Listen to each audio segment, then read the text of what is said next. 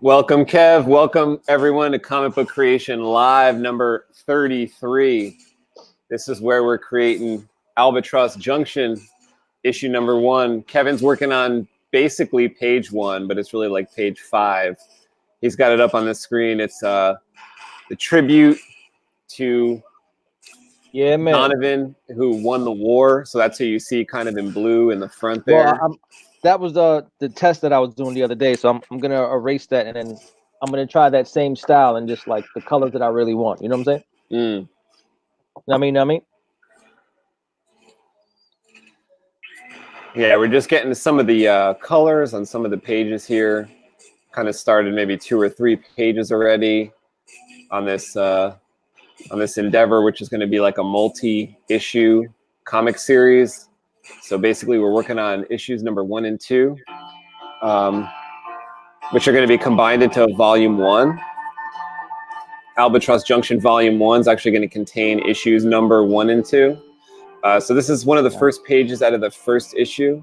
Kevin's coloring. I'm actually working on one of the pages that comes before this. It's kind of a little scene that happens off to the side of the main story, just to kind of get you going. There's like monsters in this story. There's interplanetary stuff. So in the early scene right before this, we actually get you going with like kind of a monster comes in and attacks like a camping group of people. But the page that Kevin's coloring is like a tribute to winning the war. The war is for the sun satellites. So in this future world, it's a problem. They have their entire solar system is destroyed because the sun has diminished and it's kind of gone now. Yeah, so they're basically in dark and everything's frozen over. Yeah. Only selected areas have some type of light with synthetic suns and sun satellites, but not many. Yeah, so like they fight wars to kind of over these sun satellites, and this is they've actually awarded themselves 2 of them. So as you can see in some of the flags there, that there's like 2 suns. Oh yeah, I think we should just call it like the War of the Suns. Like the 2 flags. Yeah, so these are this is like a celebration waving his new flags because they just got 2 suns. So that's their flags representing 2 suns. I think the way I have it in the script is like it's like the 3rd War of the Suns, or whatever we had said in the script, like, because it's like this just happens over and over. Yeah, it should always be the War of the Suns, like World War I, World War. It's just the War of the Suns over and over and over and over. Yeah. Yeah, man, I like it.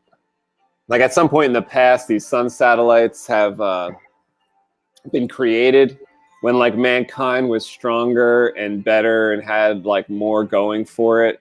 At the point where Albatross Junction issue number 1 kicks off, the world is in like a really bad spot.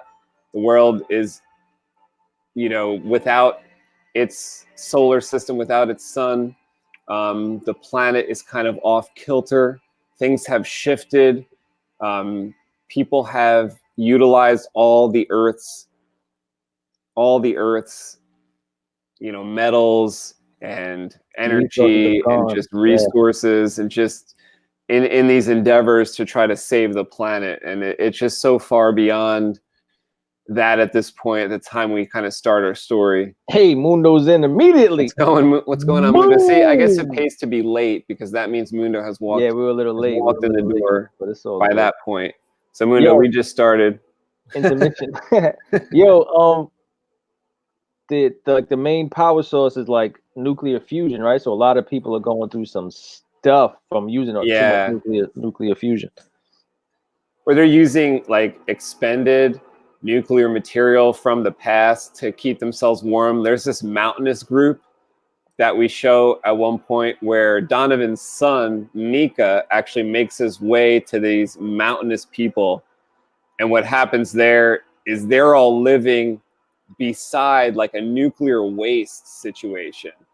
When they want to get rid of nuclear material, they will bury it under like cement and water. So in the past, they have buried all this nuclear material basically inside of a mountain And by this point in time, when we're following this storyline, some people have actually made a huge society in the mountainside, keeping warm with the like radiation from this like high powered nuclear material that's like even more advanced than like we know of today. But it, by the time of our story, it's so far down the road that this is also in the past. So all this nuclear like material, which is like greater than what we have today, is like garbage to them. And they kind of have this, but they're all getting cancer from it. They're all it's all problematic, you know, at least for those people in the mountainside. It's crazy problematic. Yeah. Thanks, Mundo. Appreciate it, man.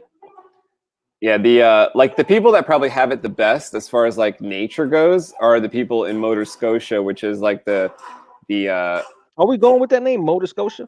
I've liked it since the start, but you haven't liked it, so you could, you know, figure out a different name or ask people for what a different name is. But like it's unfortunate we already used Pikeberg for something else, because that's the perfect name for that, for the iceberg, Pikeberg. But you know what I'm saying? Yeah, it was like when I named doesn't Pikeberg, have to be obvious. Thinking, I don't like obvious things. Yeah, like berg as a different type of berg, not necessarily an iceberg. But I'm gonna actually go to the website and see if I can pull up that that picture. I can pull it up. I have it right here. What are you talking about? You have it on your, yeah. I want you to show the iceberg, which I'm calling Motor Scotia because they could drive the thing around. So I want to. But they can't though. Well, yeah, it floats around. This thing. It's all frozen. No, it used to. Yeah. It used to. So when this thing was first like made, they could kind of drive it around. But this is in a time before the ocean's like forming a crust over the entire ocean, almost like a new Earth's crust has formed, where there's still water underneath, right? But this is like all what you're showing here is like. Actually, you need to draw in maybe an ice layer to kind of show that this is. So this is it. This black line right here is the ice. That's the ice layer. Okay. Yeah, but just so people know, like when the Earth freezes over, like the deep sea is still going to be water. So the only thing that survives is like deep sea creatures. You know what I mean? So like this iceberg, these people kind of like hollowed it out and they live in the bottom of it. You know what I mean? So like. These are all lights and maybe windows, and like they have like little pods and stuff like that. Oh yeah, you had that diver that you drew. Yeah. So they actually get the best, like healthiest food source because they can. They get living food. Yeah, they get living fish. And I think like that little pod that you have is maybe some kind of food collection, like pod. Maybe that thing drops down with ropes and stuff. You know, if anybody has ideas like for Albatross Junction for this issue, or like a future issue, you know, drop the idea in because we've already used some ideas like Mundo suggested. We're already using Mundo as a character in our story. So if you want to be in the story, you know, let us know. Yeah, we might be able to fit you in because even though the thing's already written through like probably like almost like with a story arc through like issue 100, there's like lots of room there to have a likeness or, you know, your actual name or something about you that could be in Albatross. Albatross is like a certain area of the world, which, you know, just like Motor Scotia is a little area, like a little iceberg area, and the mountainous area. Which, Kev, you could actually, you know, name that area. You know, like the people that live in the mountainside, like what? Yeah. Like they need I guess they need a name for their area. Maybe they don't. Like I kind of see those people though. Like those people are like mutants though. You know what I mean? Yeah, like they're all messed up. They're so messed up. Yeah. You know, I think it's even worse than, you know, in like Mad Max and those like the Fury Road and the you know, the bad guys they're all diseased up because of kind of the same reasons. They have tumors and stuff. They have all like radiation going on there too. But ours is like they're huddled around it for the purpose of heat, you know? Yeah, it's rough, man. Can't blame them. Cannot blame them. There's kind of people all over the world, you know, struggling, trying to make their way in this like cold Albatross. It's a cold world. Try to select this damn thing. So Kev, I don't know if you could tell in this little image here, but actually maybe I'll make it big for a second. I kind of changed this guy's arm. Why? It wasn't right before. Does it look better? The one resting. Looks good. Yeah, it looks good to me. And then so I don't know if I did this last time on the stream or not, but do you see this dude here? How he has like his soup is like frozen and fallen out because it got so cold. Yeah, we got to remember to like draw some type of like wireframe heating type globe around it or something. And you see like there was that one dude trying to repair, but do you see what I kind of did for the Dybbuk down here? What do you think? Yeah, it looks crazy. It is nuts. Give him rows of teeth. Yeah. And I figure like his mouth isn't totally open here. Like in the next page, which is you don't like the model that we like? Huh? Like that's why I'm talking about it, because I know this is like a little bit different from, but I want to keep the shape the same, you know, and I want both of us to be happy with it. So that's why I'm kind of bringing it up, because I was like, oh, yeah. I drew it and I was like, oh, this isn't. It never comes out the same when I draw the Dybbuk. Yeah, that's it's different as hell. It's different as hell. I thought we simplified it like crazy. Like, are you thinking some of the, like, tell me more, because like, are you seeing some of the pencils as like, see how much black there's going to be though? Yeah, I see how much black there's going to be. I can see that, but damn it, man, I don't have the sketch on me. Hold on, let me see something. Hold up. Oh, hold up.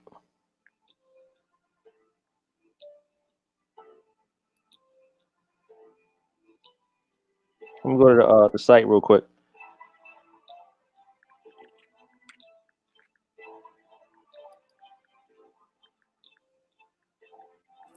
Chess. Yeah, man.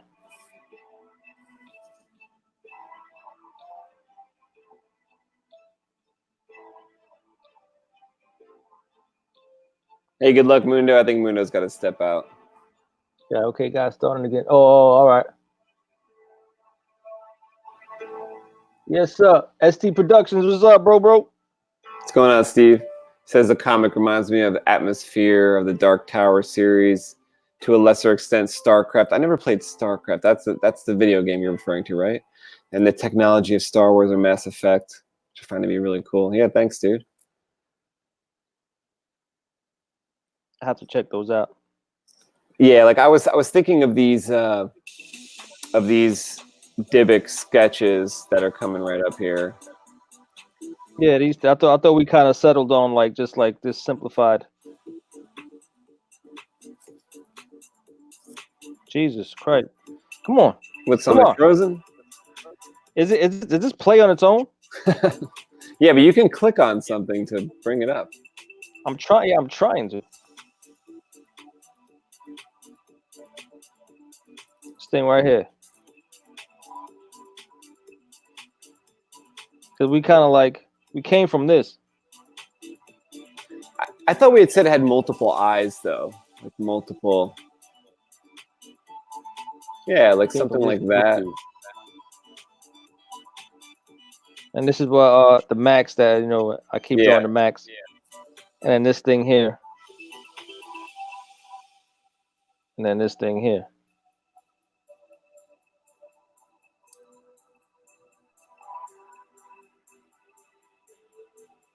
It's just if we're gonna go that way, then we have to like keep it consistent. You know what I'm saying? Yeah, I mean, I kind of think I'm drawing that, though. You know what I mean? Like, I kind of think I'm drawing that. This? Yeah, that.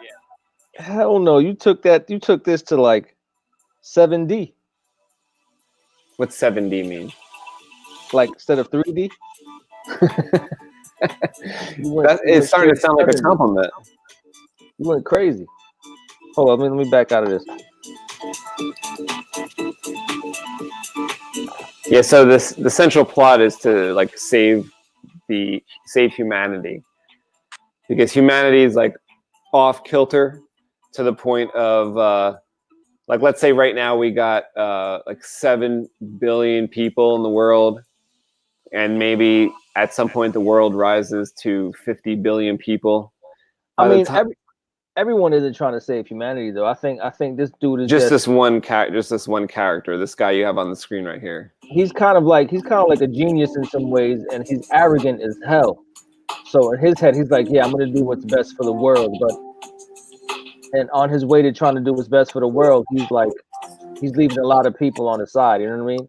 But I think the overall theme is just survival. And there's other cities that are not as fortunate as this guy's city, because he's like the best of the best, but they're on the come up. You know what I mean?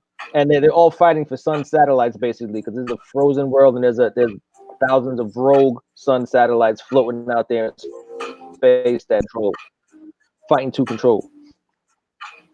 And this guy, you weren't here yet. We were saying that there's a celebration that he got his second sun satellite. That's why the flags are waving with the 2 suns, like that. They're waving 2 suns all over the place, and his place is bright. It is bright and lit up. It looks like the brightest day ever. It's definitely the brightest day on Earth in that area. Yeah, like his area has it. Big deal. It's a big deal going on the most. It's gonna be pretty sick. Kind of a big victory that we like enter the story seeing him. Huge victory. Like the first issue is called Memento Mori. You know, and I'm sure I don't have to, like, you pretty much ST catches everything, right? Yeah, he already knows. So I don't have to explain. I don't have to explain anything. The first issue is called Memento Mori, and it starts off with this parade, which is kind of dope.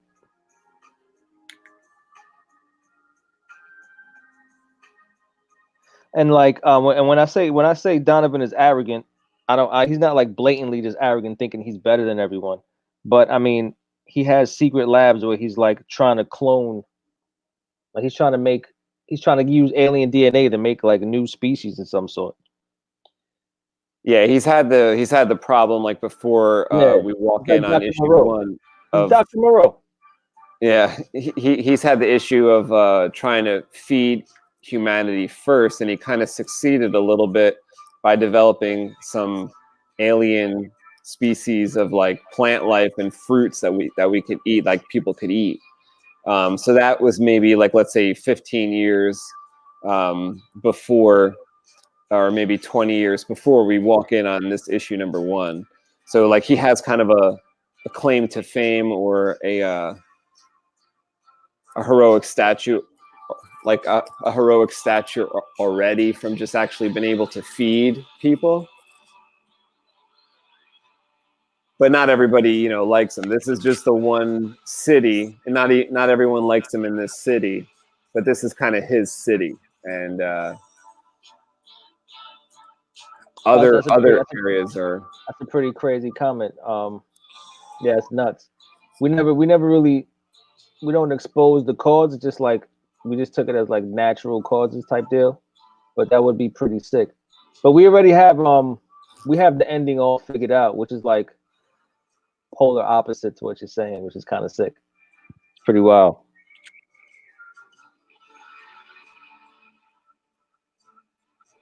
But that would be dope. There's always room to adjust things.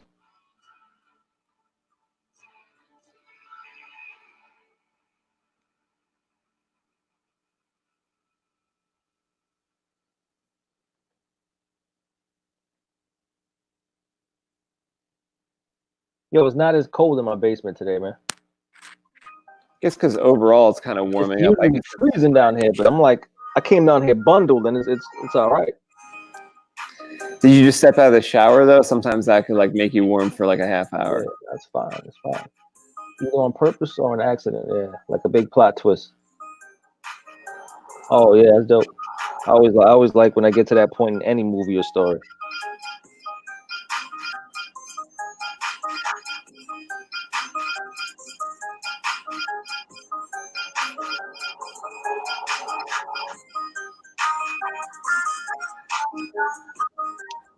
Yo, ST, what does ST do? You got anything to promote?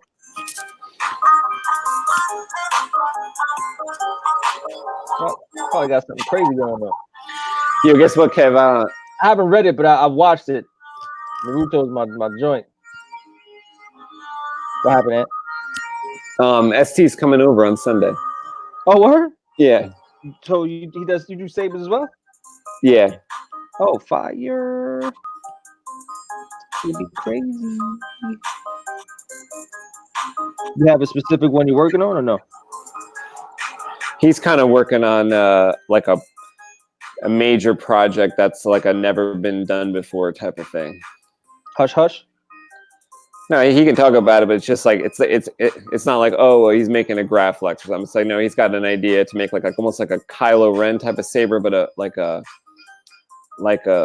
big bodied Kylo Ren type of saber with a long handle and like, oh, Nice. Steve, I actually made a drawing of, if I have it within arm's reach, maybe I'll show you.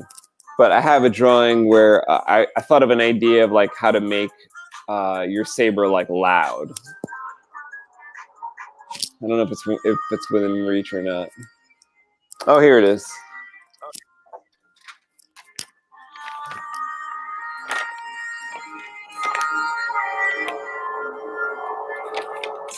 All right, so see if you can get this.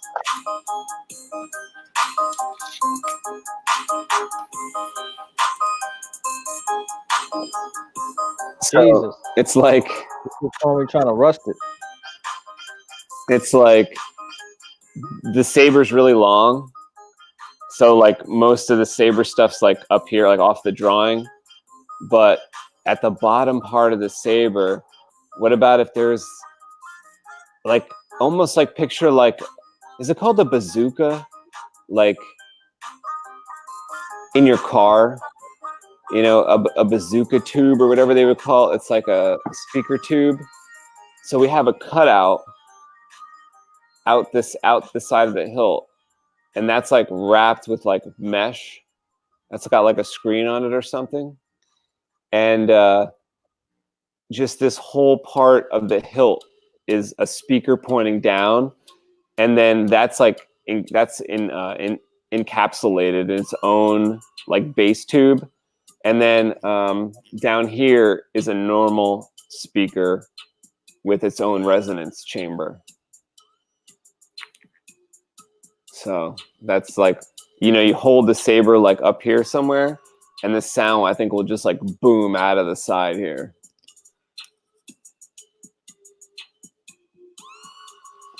Sounds nuts. So I know that's just one idea of how it could happen. But that involves like a major, like you got to cut out a whole chunk out the side of the hill. You mean Jake Soft? What's up, man? What's going on, Jake Soft? Base tube, is that what it's called? Like, you know, I never had it in my car, but you know, some of my friends had like a base tube. Shake your trunk. Yeah. Like create that, like especially when you got an extra long lightsaber like that, like extra long saber pike, and he's making like a fat handle too. So you might even be able to put in like one of those like old, like, you know, there's like the Hyperdyne speaker that was like 1.5 inches diameter, something like that.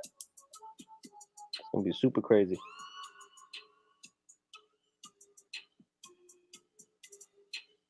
Super crazed.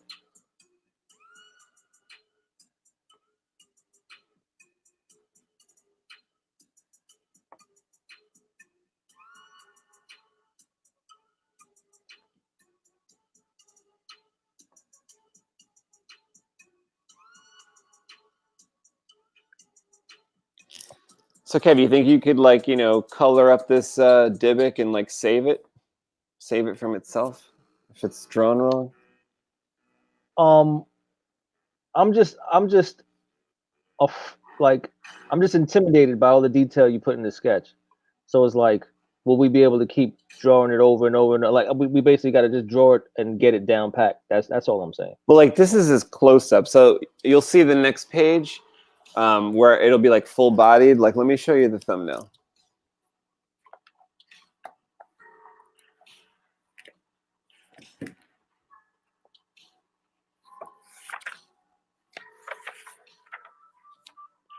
All right, so I don't know if I'm gonna be able to make this out here. Zoom in here.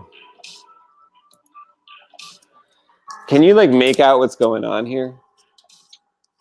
Yeah, kind of. He's kind of his aerial overhead view. Yeah, so he's like over body parts or people. Yeah, so like, but I want to kind of combine this. I want to have this as like the lower half of the page, right? Not the whole page, but like him swiping. Like, see how he's removing this guy's head right here?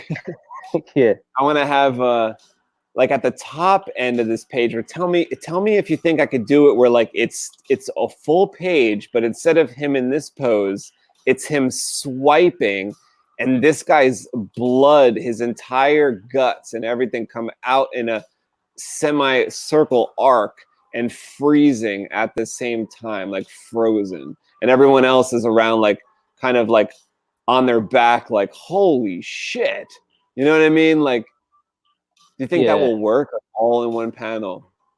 No. All in one page, like a swipe, an ice slash. I think you would have to dice that up so that you can get a close up of the blood freezing. You know what I'm saying?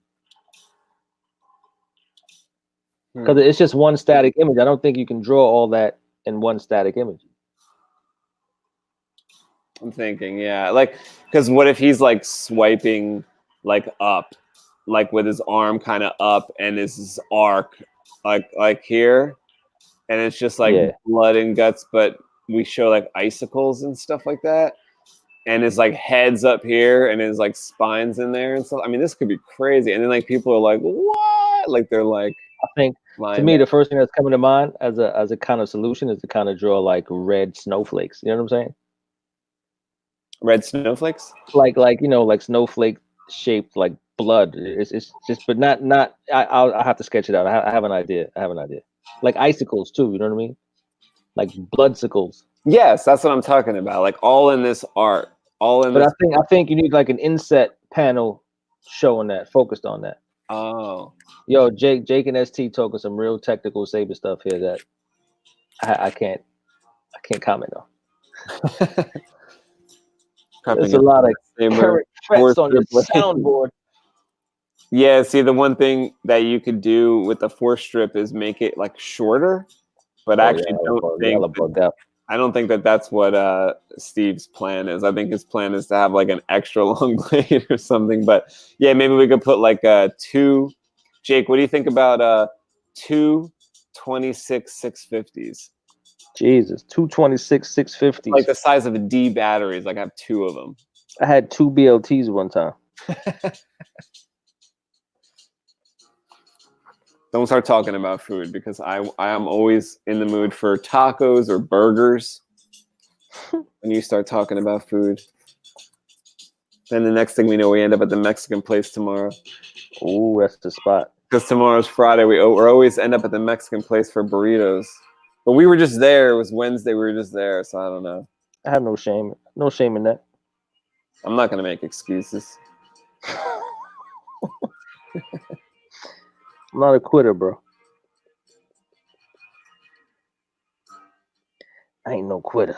Oh, but actually, I kind of thought to myself that I should do like a salad. Try to be healthy. I don't know.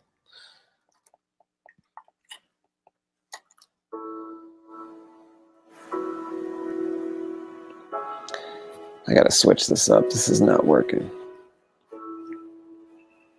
Big mistakes.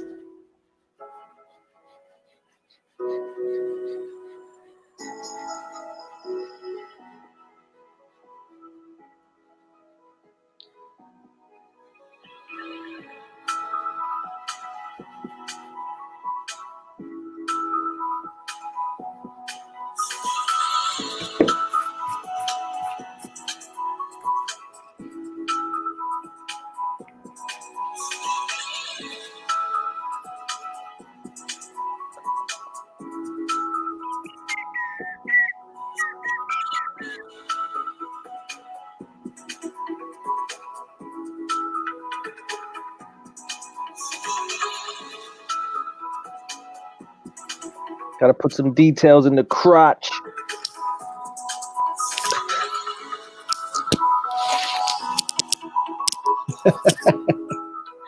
Yeah, for big mistakes. Actually, Kevin got me this eraser. He knows how many I'm making over here. Well, that's the spot. That's the joint. He knows how many I'm making. Yo, Kev, my special paper's coming tomorrow. I'm very excited about it. The blue line? Yeah. Nice. Like now actually, because I'm lazy. I don't want to have to draw it myself on there. I don't think I should have to. It's not. I mean, it's not being lazy.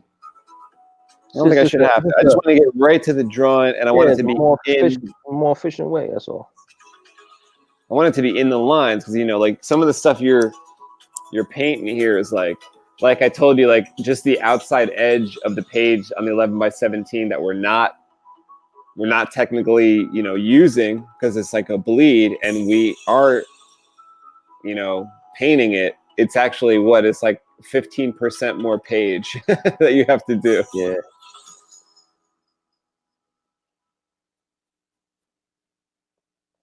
I took it all into account though. Yo, and I don't know how to do the like one color like two value type deal. Like I can't help myself. I'm starting to make that turn where I'm gonna start going in and going in and going in. You're starting I'm just gonna chill right here and just let it be. No, but you know what you got to look at as your own artwork for inspiration or for the way to do it was that one page with Donovan's arm. That was perfect. It was like you did it. Yeah, I know what you're saying. Like right here, I think it's almost there. Now all it is pretty much like a little highlight. That's it, and it would bring out the muscles. Pretty much there. I'm pretty much there.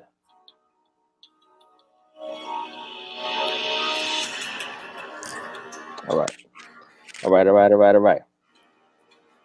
All right. Am I right?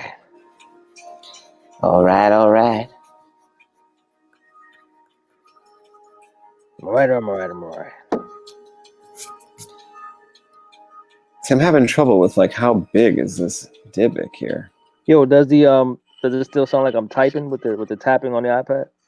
It did a little bit, yeah. But I got my music turned up, so I'm like less likely to hear it. Nice. Can't you hear the music or no? Yeah, no, the music's decent. Yeah.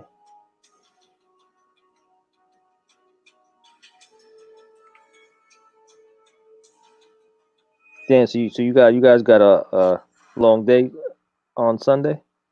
Hopefully not. Oh no, I mean I don't know. When like with his ideas and stuff, it's just exploratory, I think. Oh. It's not really down to business as far as I know. It's just to hang out. What you think?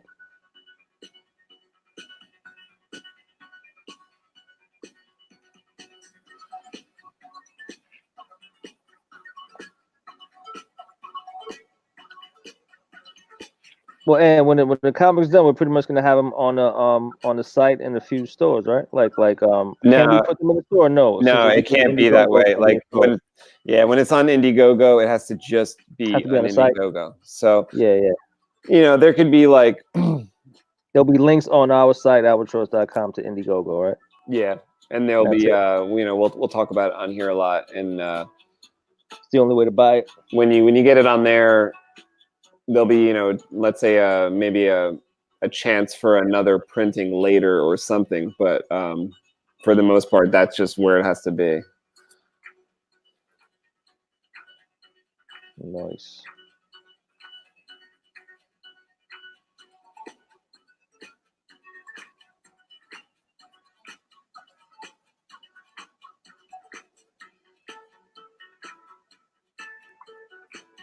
Yeah, we got to get that going, matter of fact.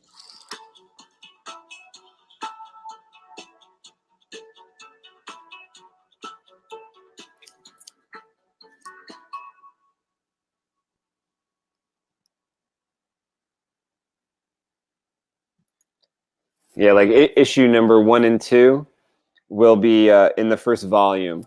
That's how it's going to come out. So it's going to be like volume 1 will have issue number 1 and 2. Volume 2 is going to have issue number like 3 and 4. And we might play with that along the way. Like if a certain storyline like requires like 3 issues to get through, then we will probably have a volume have like 3 issues.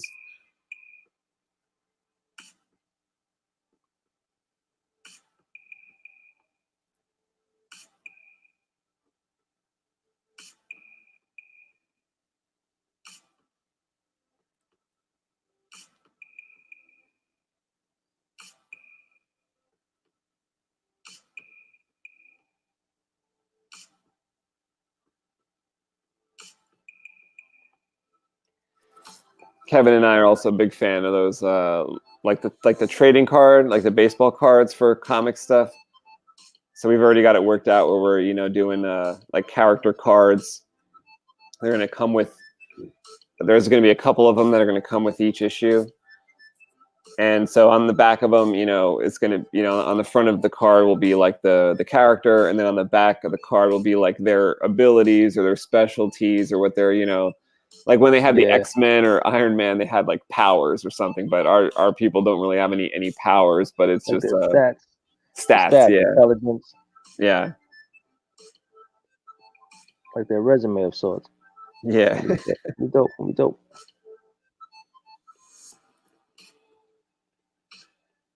I asked Kevin one day to come up with like his own stats, and he came up with like a little drawing, like a little card, and it had the stats on it. How I think I even gave you like an amount of points. I was like split up like 12 points. Yeah, you have like 20 these, points to use. Yeah. And he had split it up, like kind of like when you played Knights of the Old Republic, like Star Wars Knights of the Old Republic. Serious. Yeah, you only had a certain amount of points, and you had to decide, like, do I want a charisma point? Do I want to spend a point on charisma? Or do I want the intelligence? Do I want the strength? Like, if you were going to go be like a bad guy Sith, you probably wanted to do strength a lot or charisma. Man, let me tell you something. When you lent me that game for the first time and I was playing, I was like, yo, something's going on with my dude, man. He's like all hunched over. And you were evil. His background is red. Yo, every option they gave me, though, I was a dirtbag, man. They were like, oh, like help this woman get her money back. So I got the money back. They were like, give it to her or keep it and kill them. I was like, oh yeah, murder the whole squad. Yeah, but everywhere I went, I had enemies. It was crazy. You had to run. Like I was so light side that my character was like floating. Yeah, so I restarted the game because I messed up the first time. And then the second time I played it, I had to do my guy looked like what was the name of that movie? The name of the movie. That movie, oh man, what is the name of that movie? Well, like Lawnmower Man or something?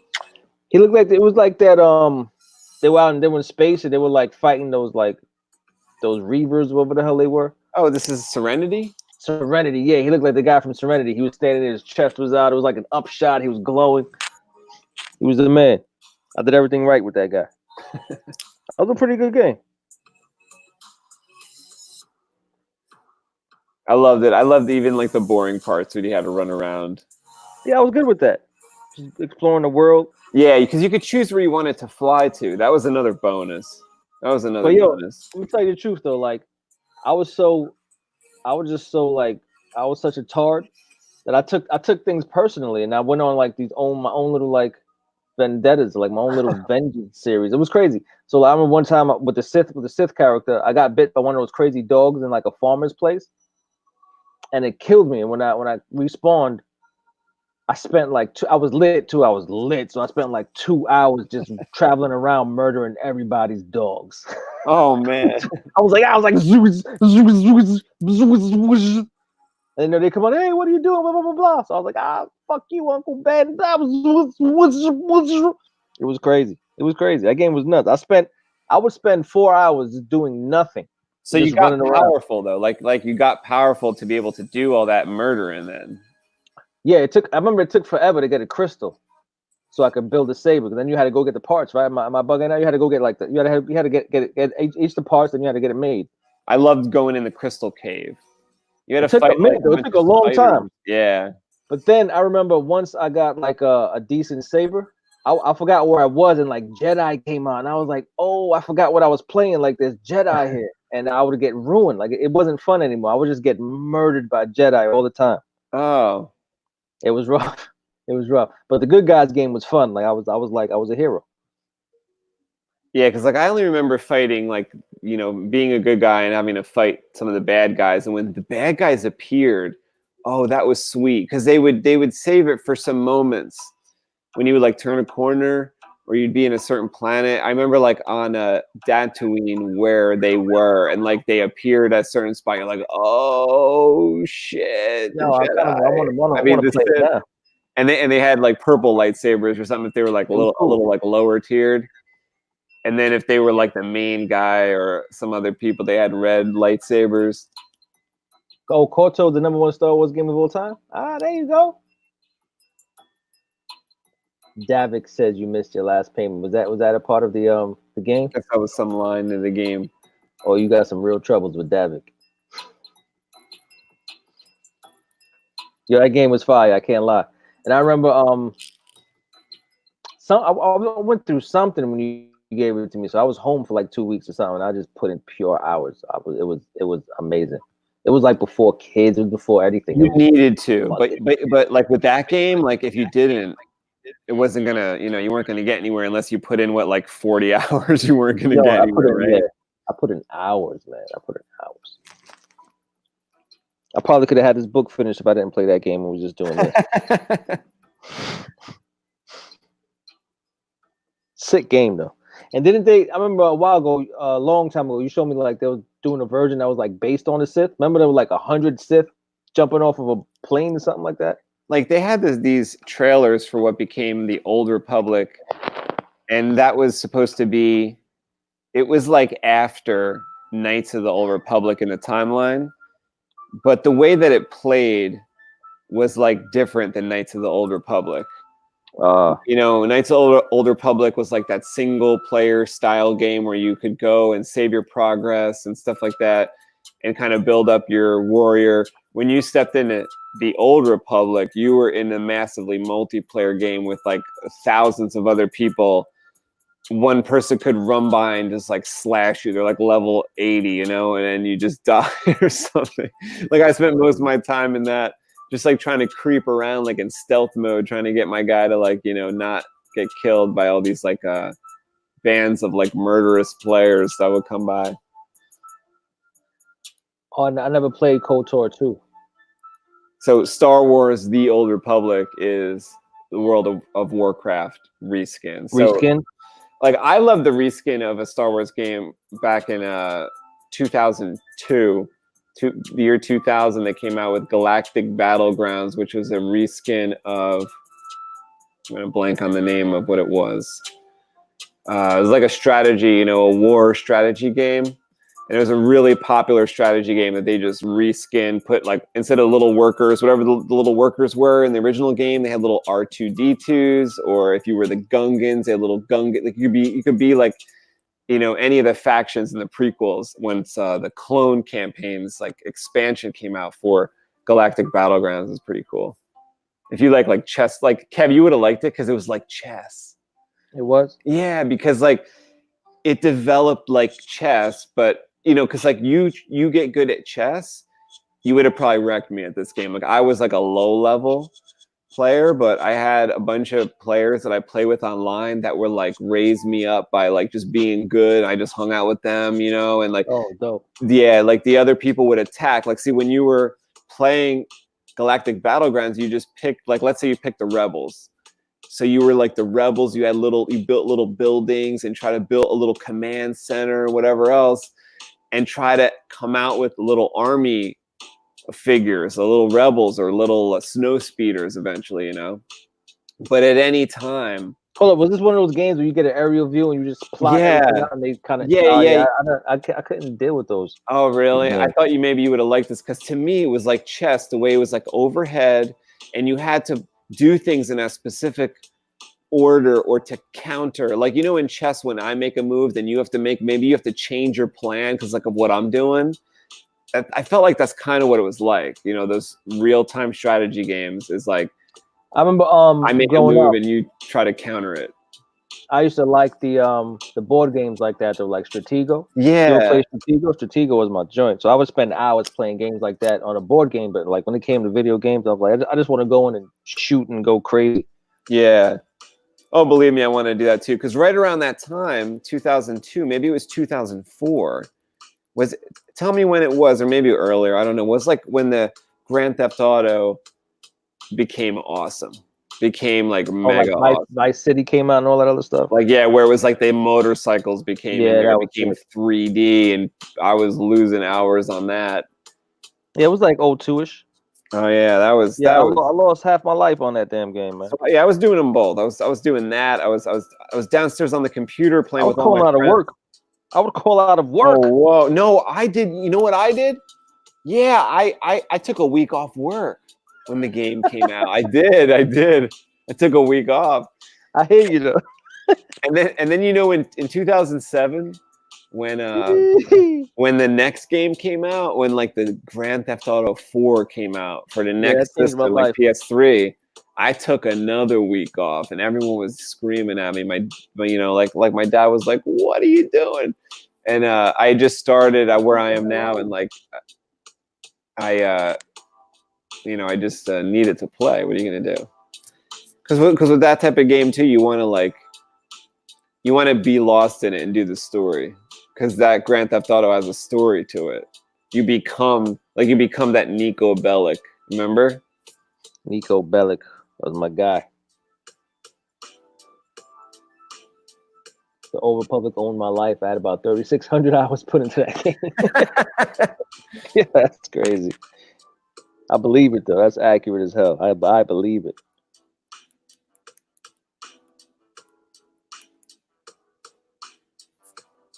It's the only way you could do it.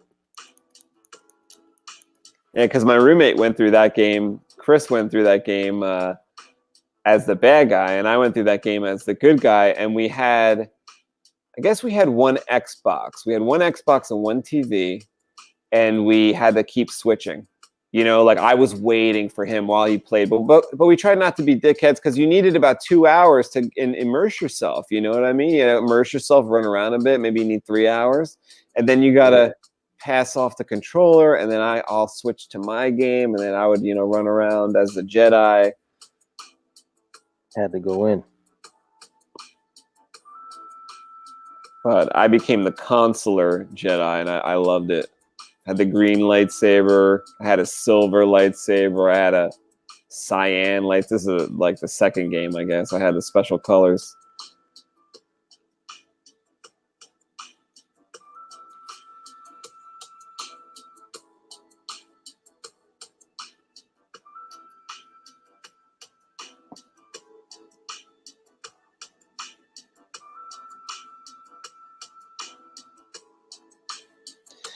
See, because Kev, like the reason why you gotta work for those weapons. You have to. I was looking at ST Productions comment here. Become a career. They do though. They do. Oh yeah.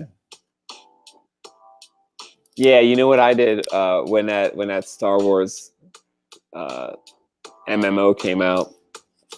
I thought it was going to be just like enough like KOTOR, but it kind of wasn't my thing. But what I did, before I totally knew, I bought a new computer. Kev, it was like 2011. I think you remember this. I bought like a Dell computer just so I could play this game. Oh yeah, I do. Yeah. I just wanted to be a Jedi in this game like I was in KOTOR.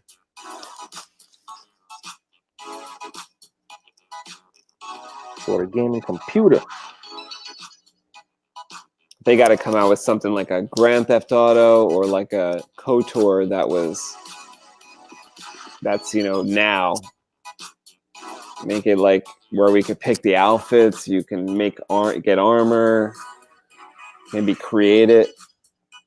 Yeah, they're definitely missing the boat, man. That would have been the first thing I did. Like if I was Disney and I just acquired Star Wars, one of the first things that I would do is I would go to like my favorite video game companies like Rockstar, and I would say, listen, like, I don't know what your schedule's like, but we're Disney. We got the big money. Like, let's do something together with this Star Wars brand. Because, like, you guys are making mega hits like Grand Theft Auto and Red Dead Redemption. The other they never had like an open world Star Wars game, right? Like Grand Theft, right? Like that KOTOR, that's kind of, but you were limited to where you could go. Right. And like to travel, like you would have to like get into something and then it will load up, your destination.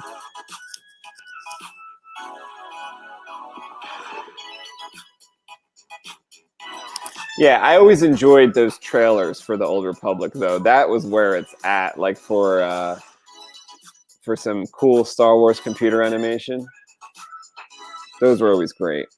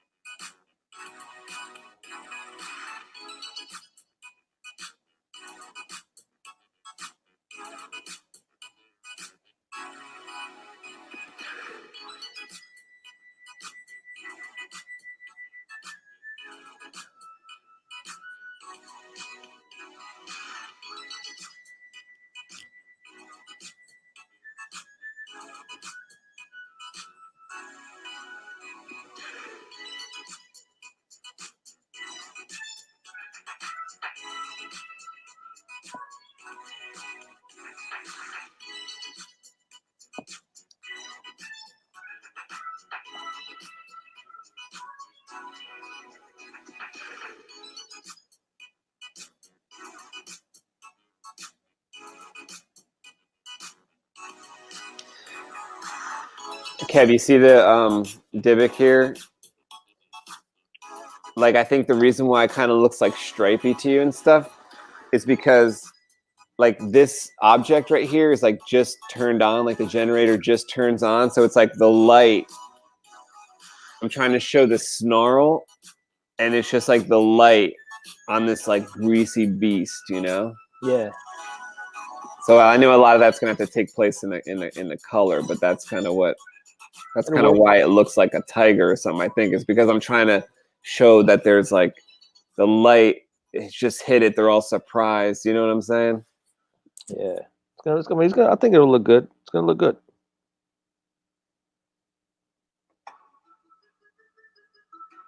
Here's your jam.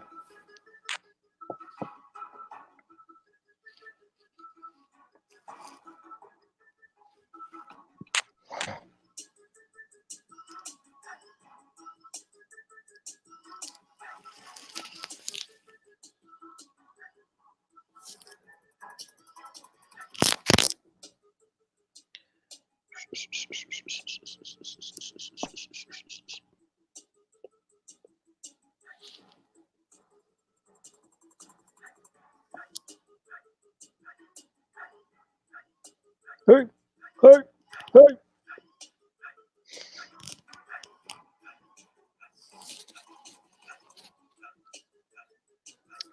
What is going on here? Ah, gotcha, gotcha.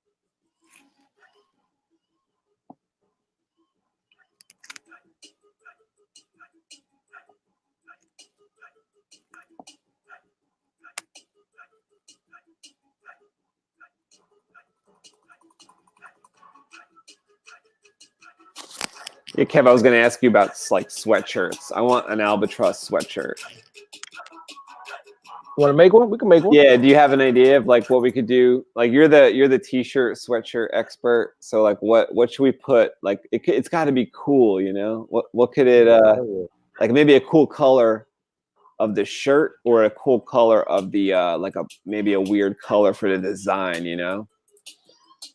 Maybe both. I don't think Or maybe it's a black shirt. I don't know. I don't think it should stand alone though. I think it should incorporate some stuff that we did already. You know what I mean? So it should like like what art that we have do you see? We have a ton, man. We have a ton.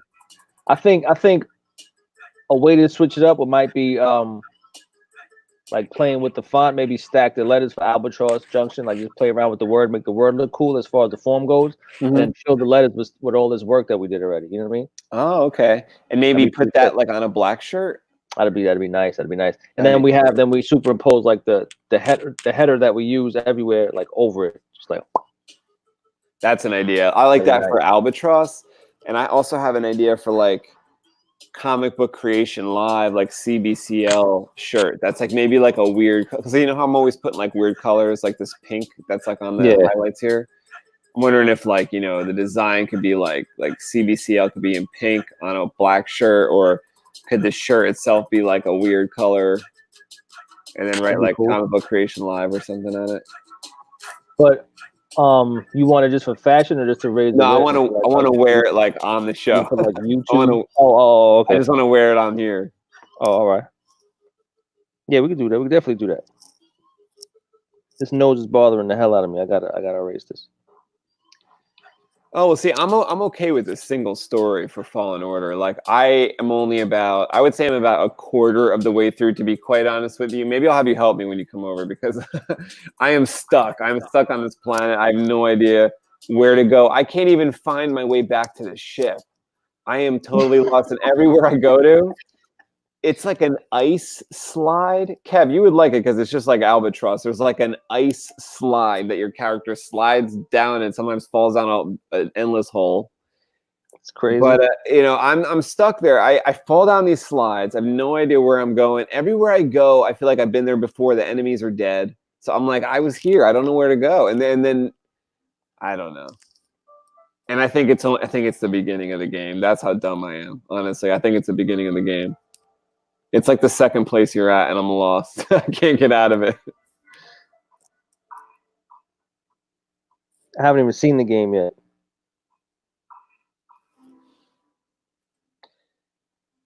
I should let you borrow the disc if you have time, but I mean, you probably don't have time. Nah, man. You know, I'm at the point where I'm like, if I'm sitting down and playing the game, I'm fucking up.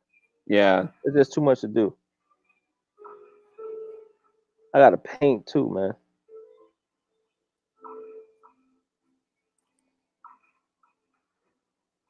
When do you think your latest painting is going to be, like your next painting is going to be ready?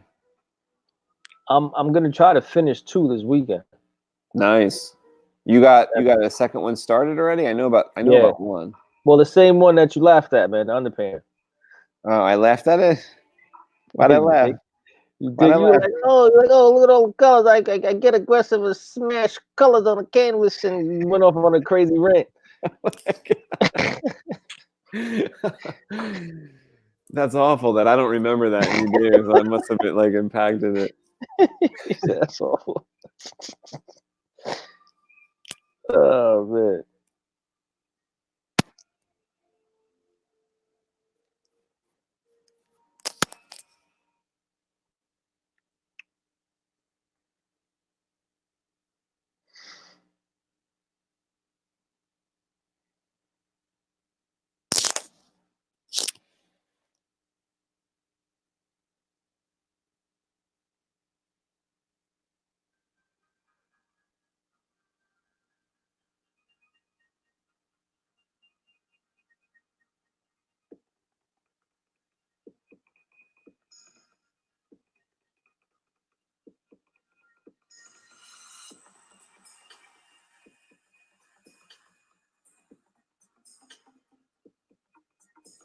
Oh, I think we passed it, but there was a couple songs, Kev, honestly, like I think I put them in the beginning. Maybe I should go back and try to play it again, but there was a couple songs that I was going to tell you, like, yo, this one is like a Soul Gibson song. Nice. It sounded like it. Soul Gibson.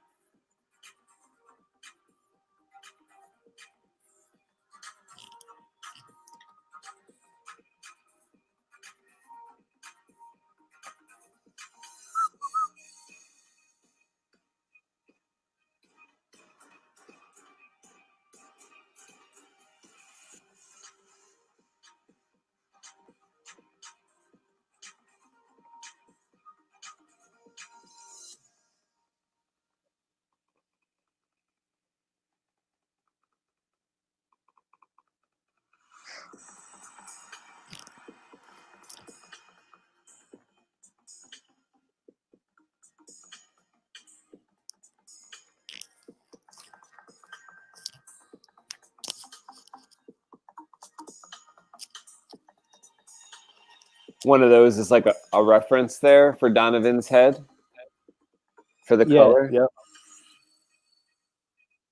Yep.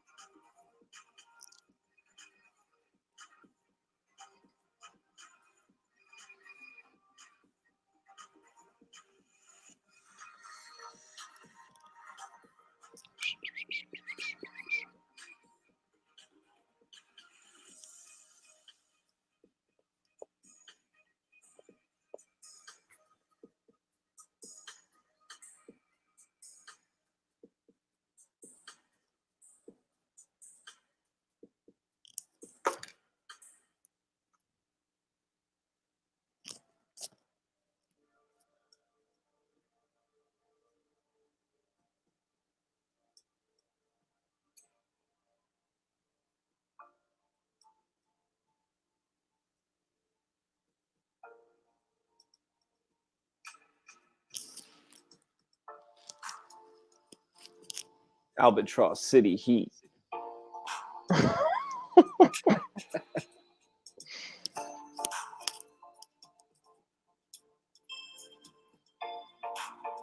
Bonk the bonk the bonk.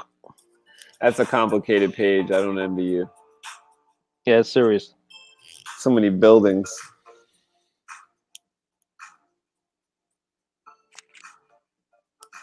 Pretty serious. Most of the stuff you told me to draw recently, you're like, yeah, it's in the dark. Just in the dark. Just draw it black. It's all dark. I'm like, really? I get like a day off. I get like an easy way out. It's in the dark. Yeah, because we got to show. I mean, it's a world without a sun, man. We got to show how dark it could get.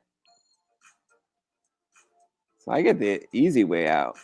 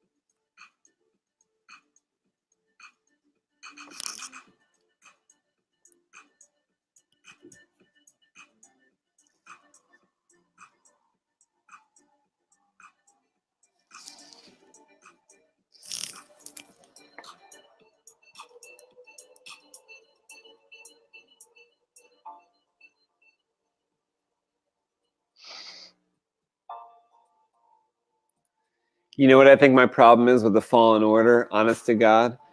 I'm on a planet where, like, I think I have to be able to pull, and I can only push.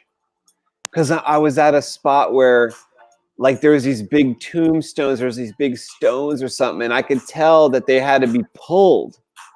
And I was like, shit, I don't have pull.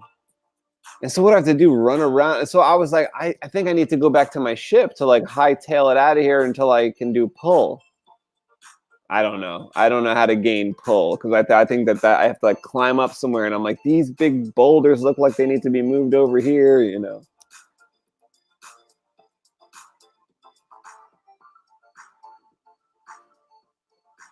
What do you mean by pull? Like pulling? P-U-L-L? Yeah, like you can like force push. Like I've learned that. So like certain things there's like blocked by a boulder. And so like I force push it and the boulder rolls away or something and I can go in. I'm like, okay, so like I advance. But now I'm at a point where I've explored everything, and I realize there's this one room where it looks like these sliders have to slide over, but it's like it's not a push thing. It must be a pull thing. Yo, YouTube. And I don't have pull. Yeah, I guess I could YouTube it. I'm not too proud for YouTube these days, man. I'm 42 years old. I don't have 16 hours to try to figure something out. I YouTube. I'm like, yo, YouTube. No, even back in the day, like, you know, YouTube wasn't there for that Knights of the Older Public.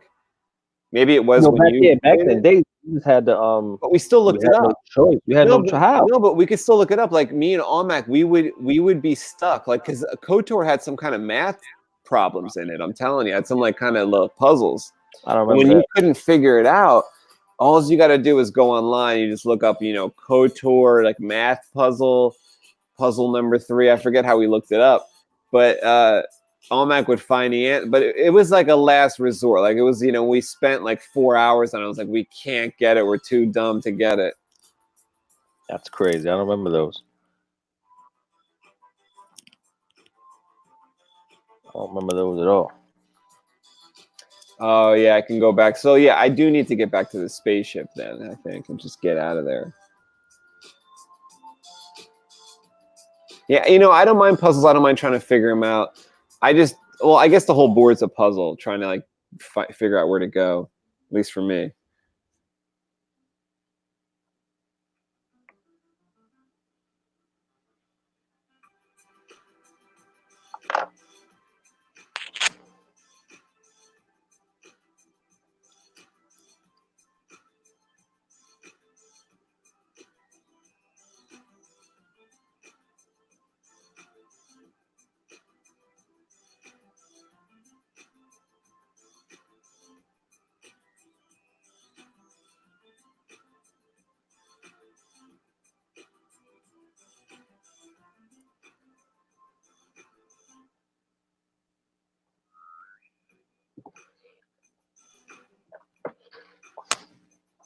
Damn.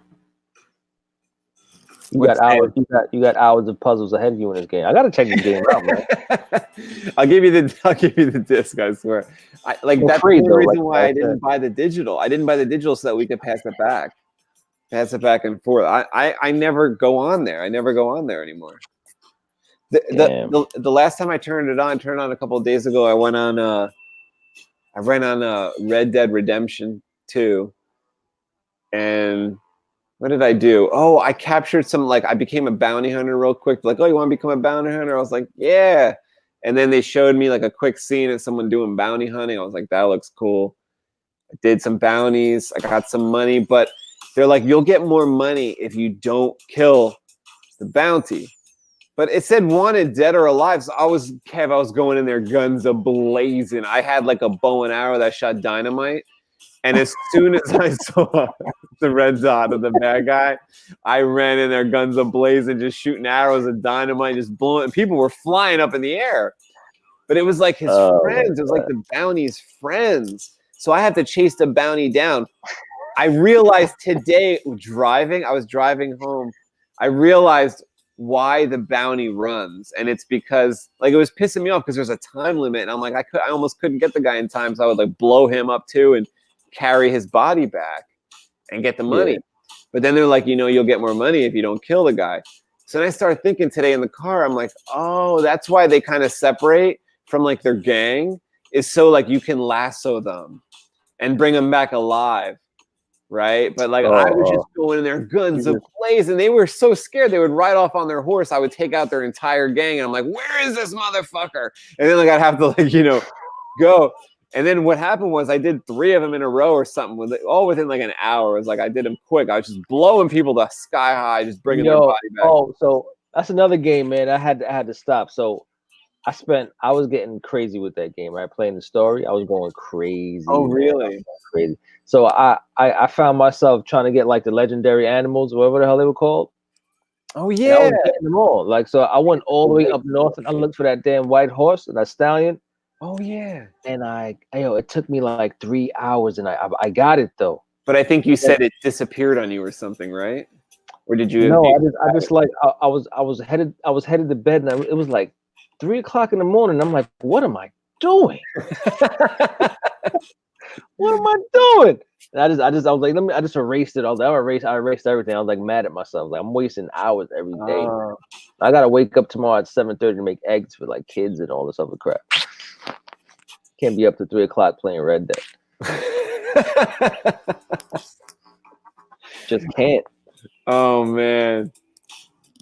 At least you realize it without putting too many nights into it. No. I put a lot of nights into it. I think I was somewhere like 47% done with the game. Like I was going down a whole checklist. I was getting everything. Yeah, but Steve, think about if like Star Wars made a game like Red Dead. Ooh, with that detail. That's exactly what we're talking about when we talk about Rockstar, right? Like if that they need to do that for Star Wars. Just get in deep. Ooh, that'd be fun as hell. It'd be so fun. Like I want to be able to get in the ship on land, take off, and transition to space. You know what I mean? Wow, wouldn't that be something? That'd be sick. I'll do that all day long.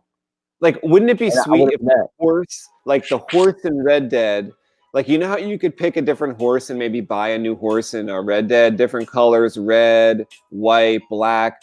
I wonder if like in a Star Wars game of that caliber, of that detail, instead of just horses, like let's say the horse was a speeder bike, like you get the speeder bike or whatever, but what if some players want a droid, so they have an R2 that follows them? That'd be cool. No horse, no speeder bike. Or maybe like it's a tauntaun for some people, or maybe at some point you get upgraded to have your own like X-wing, like you were talking about, Kev. That'd be crazy. To it. And maybe your R2 unit like goes into it, and then you could take off into space. Imagine seamless space travel where like no loading screen, that you just go to the. Ooh, that would be something. I would love that. I think Rockstar could do that. That's the power. Rockstar could kill that. Rockstar should just make a Mandalorian game and just give me every episode as a board. I would be happy. Because they take their time. See, like Disney probably won't let them take their time. Like Rockstar will create that Grand Theft Auto or that Red Dead Redemption for 3 or 4 years before they put it out. They won't put it out until it's right. And like Star Wars, they spend more time on that Red Dead game than they did on all the Star Wars movies recently. So it's probably like pretty wild. But when the game comes out, they make a bill. They make a bill when the game comes out. It rivals the Rise of Skywalker. It probably beats the Rise of Skywalker in money. It probably really does. Just like making a game, but really making a great game and giving it to a company that knows how to make an award-winning game of the year. With the music and all. They just put a post on Instagram that they put the soundtrack for Red Dead available on a CD and an album. Like that's how good it is. Like people are asking, where's the soundtrack? I don't remember the music from it though. It's cowboy music. Like, oh, I know what I remember from that game. I remember I was stopped when all the bounty hunters came, and I would post up. I'd get ready for them to get close. I start taking them out with the rifle, and I have like two pistols. And I always forgot to get bullets, man. Oh, really? And when you're in the middle of that fight, oh, that's the worst feeling in the world. Then you gotta try to run away, but sometimes it gets you more time. I never get caught with my pants down with no bullets. No. I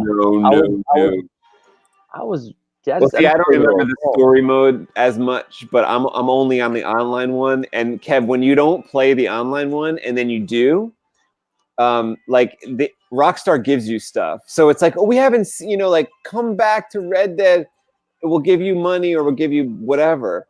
And last time I went on there, like that's how I got those special bow and arrow, because like the last time I went on there, they were like, listen, Rockstar gave you a bunch of gifts, go to your post office. So I go to the post office and Rockstar just gave me like dynamite arrows, fire arrows, dynamite shells for my gun, fire shells for my shotgun. Kev, you would have loved it, because I loaded up my shotgun with like a flaming shell or whatever they call explosive shells, and someone would ride in on a horse. Like, you would blow up the horse too? I would shoot this person, and the horse and the person would be engulfed in flames, and like, they fall down. It was amazing. Oh man, poor horse. It's pretty funny though. Oh, there's some Ghost Recon style games that do like the seamless travel, where like probably like pick you up in a helicopter, drop you off, and you're still like at war. That's sick. Yeah, That is sick. Yeah, like imagine like a Yoda character comes and picks you up in like a Star Wars style helicopter, and it's like we're going to the Clone Wars battle. You're like, holy shit! And you're like some kind of Jedi, and then you land with like a bunch of clone troopers that got your back. And you're just like at war. You'd be like, oh yeah, here we go. It's time to get busy. And if you had, you know, mechanics like Grand Theft Auto has the mechanics of driving down and all that stuff. Imagine the mechanics of swordplay, like one of those swordplay games that they got it down right in some of those games. Remember, Kev, we played some game for like PS3. Remember where you steal the souls and you're like a swordsman? And when you hack someone down as like a Japanese swordsman, it was like you capture their souls. Oh, it started with an N, right? It started with an N, like Neo or Noah. No, like I played that something like that. That was crazy. That was crazy. That was awesome. Yeah, that was a good one. You know, when you get the swordplay down right, imagine you were like a Jedi. You got the swordplay down right as if you're like your or the controls for your vehicle, like Rockstar does it, where the physics feel right. You know, imagine you were on the speeder bike and you lean and you tilt the controller. It would feel like a speeder bike. That'd be fun. Maybe in the future they'll be like, if Albatross works and we get somewhere where we could hire Rockstar in the future to make the Albatross game, we'll have the fusion ground cycles or the fusion air cycles. They'll feel real. Fusion air cycle. What was the tagline? A triumph in flight or something like that? A triumph in personal flight. Got a whole campaign for this fake company.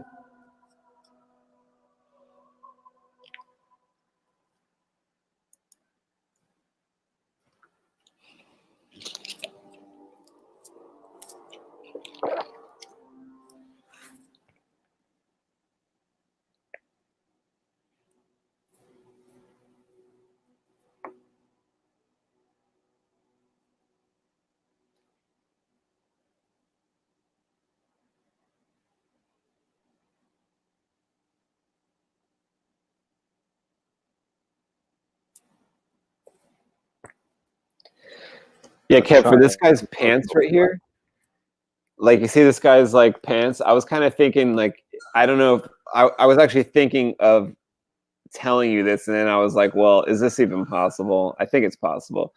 Like, remember when you showed me the RoboCop image where the black was like in his torso, and it was so black that you could just see like a little bit of I love that. Just to tell, like, the type of material that like they make those sacks out of that like you might sleep in on the side of a mountain, or you wear as like or like in Firestarter where they have the suits made out of that silver material. Yeah. I'm thinking, what if these pants right here are like those parachute pants made out of that like silver foil? Yeah. Can you render that and like, I guess it would like glisten over a certain area. Yeah, you can try. I don't know if it would translate, but that's what I was thinking when I do that. You can try it. It'd be like drawing glass almost. Yeah, but you know what I'm talking? It's like that astronaut stuff. Like I mean, made out of. We have Photoshop too, Well, that's what I have Photoshop for my iPad as well. That's what I'm saying. So, like, if I can't draw it, I'm gonna Photoshop the shit out of it. Well, I don't know what the difference is. I'm painting in either way. Oh wait, are you talking about like hand drawing? I'll get the legit texture and Photoshop bits and pieces in there. Oh yeah. You know how I did? Yeah, like reflections maybe or whatever.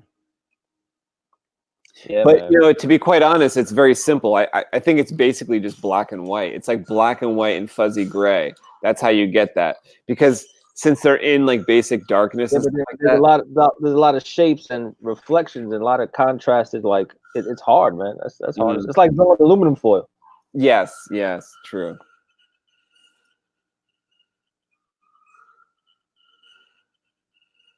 Like I see there's a lot of angles in there, right? There would have to be a lot of angles. Yeah.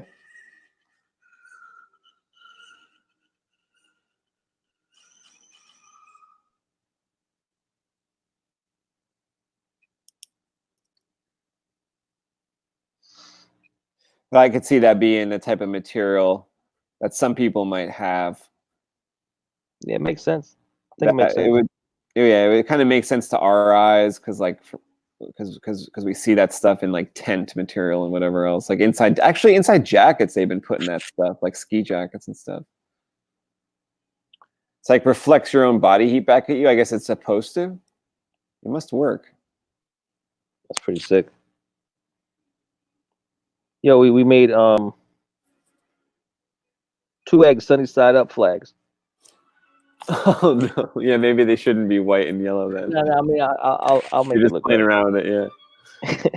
That's funny.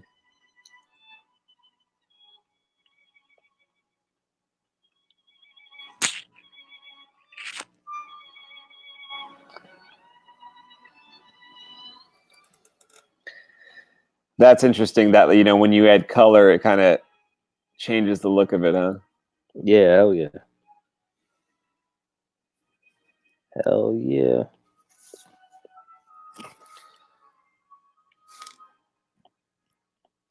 Give me 2 over easy, old it. It's making me hungry. Almost anything you say will make me hungry. You're talking to a chubby guy over here. Food has a lot to do with my life. Yeah, I was at the store today buying like a bunch of groceries because this like virus stuff has like got like everybody scared. And I was the only one there though doing it. I was the only one there buying a bunch of stuff. I felt like, and in all this stuff, I had like rice and all this stuff that like I could maybe make later. But within all this stuff, I had like a piece of cake hidden in there, right? Yeah. It's like a piece of cake I found in on a shelf. I'll even start buying stuff I don't eat. Like I'll just rant like, oh, sugar? Well, oh, bread pudding? Okay. This will help maybe in an apocalypse. But then I'm at the counter, I'm at the checkout, and amongst all this garbage that I'm buying, like the guy says to me about the cake, he's like, this piece of cake, it's supposed to be $2. I was like, yeah, $2. And he's like, listen, he goes, it's actually you get 2 of them. He's like, go back and get a second one. It's buy one, get one free. You were like, yes, thank you. I was like, at the time, I was like, okay. So I go, but I didn't really want another piece. But I went back because it was kind of close by, like the thing where I passed by. It's like, all right, I go get a second piece. I was like, oh my God. Gotta get a second piece after that, man. I can't even give this stuff away. Gotta get a second piece after that. Got a second piece. I was like, yeah, we definitely gotta stop talking about cake. I wouldn't get one free. About to go grab like a something. Right? Why you got like cakes ready? I have kids that live with me in this house, man. I have all types of treats. Ooh. You know how many boxes of cereal I got upstairs? It's terrible, man. I bought the cereal for this because you know how like milk lasts a while. I bought milk. I don't even drink milk, but I bought it for this apocalypse. Apocalypse. This is getting crazy, man. I bought it for it. I bought a bunch of cereal, and like the milk goes bad like May 20th or something. It's like, so I put the milk way in the back of the fridge. I'm like, maybe I'll need this milk if I have to eat this cereal, which I never eat either. I bought some bread. I put it in a Ziploc bag. I put it in the freezer. Bought some pasta. I don't know what to buy over there. I don't eat that stuff anyway. I'm not like if stuff goes down that way, I'll have to eat stuff that I don't normally eat. Yeah. Hopefully it doesn't go down that way, man. I like eating, they got the fried chicken at the place around the corner. I don't want to have to stop going to these places. It's amazing.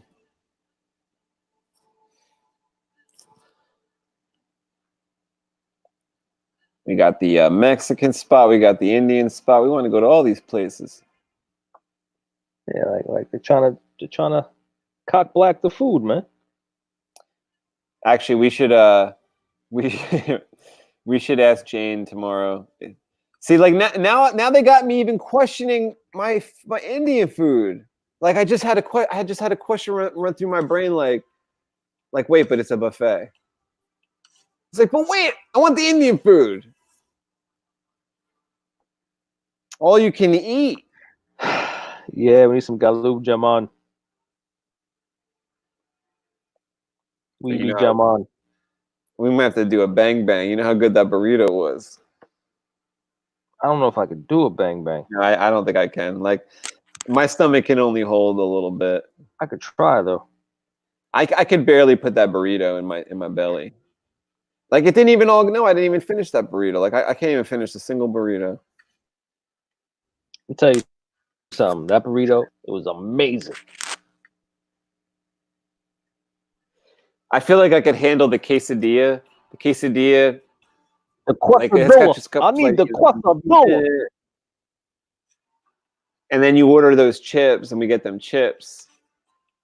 Those purple At least chips the Coke with had a some bowl of sizzle cheese. in it. It's disgusting though. We get these purple chips and a bowl of cheese.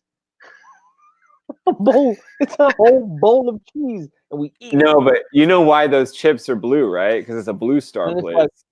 I was like, oh shit, man! I ain't take a dump in like 2 days. I wonder what happened. It's all that cheese in your system.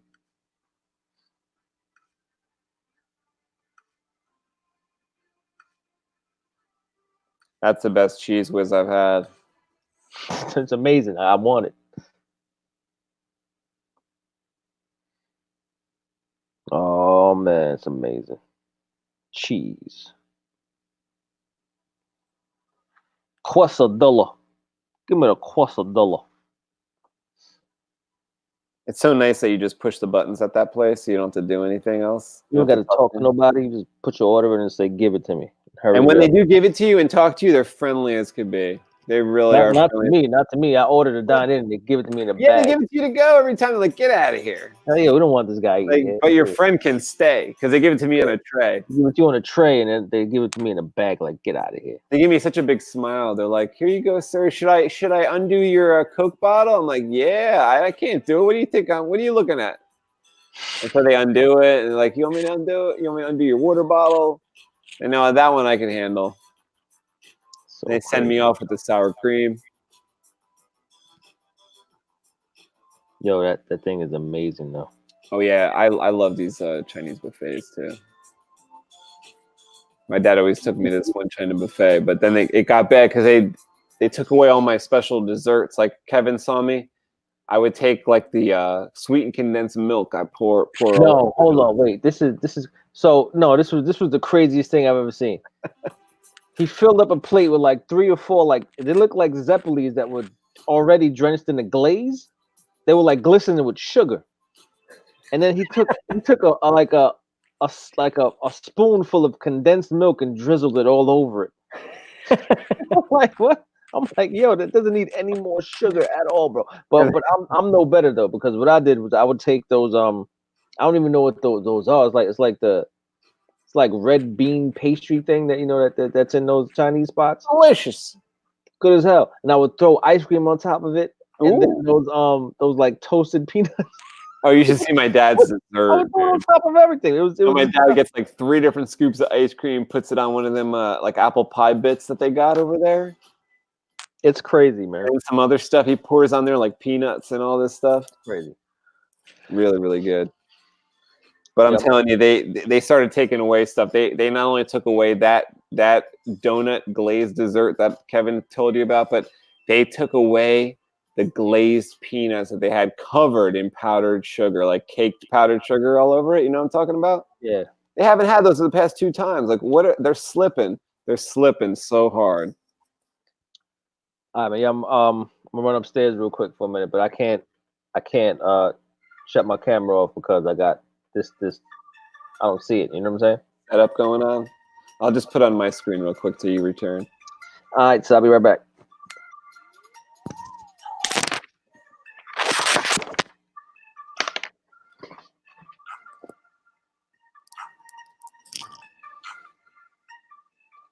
I was not happy when they took away these peanuts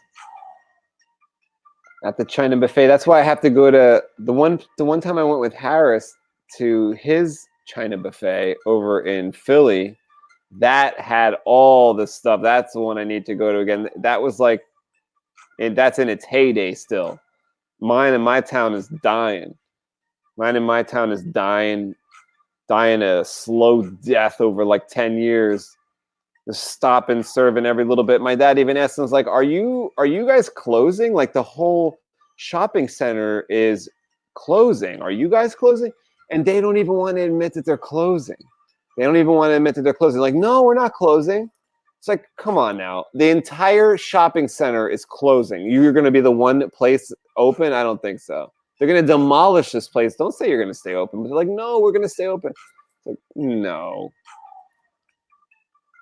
They just don't want you to know, but they've just been slowly removing items off of the buffet for like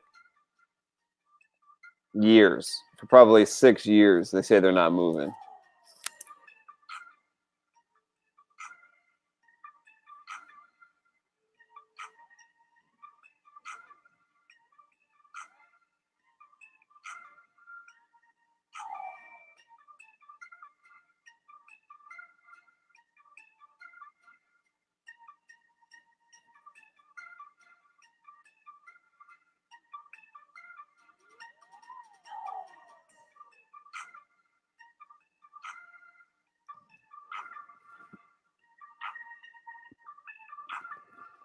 Oh, yeah. Steve, that's funny. Like, I see that pizza out there. I wanted that pizza. But I'm such a pizza lover. Like, I don't know. I can rarely stoop like low for pizza, for like poor quality pizza. I need it to be like good quality pizza. But the other night I ate one of these like frozen pizzas, and all I could do, like, I was just like burping. I was like burping for like 24 hours out of this. Like, maybe I didn't cook the dough long enough or something like that. But it was like a rising crust dough. It was pretty good. It was a freschetta pizza. It was pretty good, but it tasted good. But it didn't. I didn't feel good. Like, I felt like I wanted to lie down for like hours after. I felt like I shouldn't lie down though, but I felt like I wanted to lie down. And then I kept burping. I was like, oh, this pizza, freschetta. I like a good quality pizza though, like a nice brick oven, like a real pizza with like a nice thin crust that you barely have to digest it. It's just like a cracker.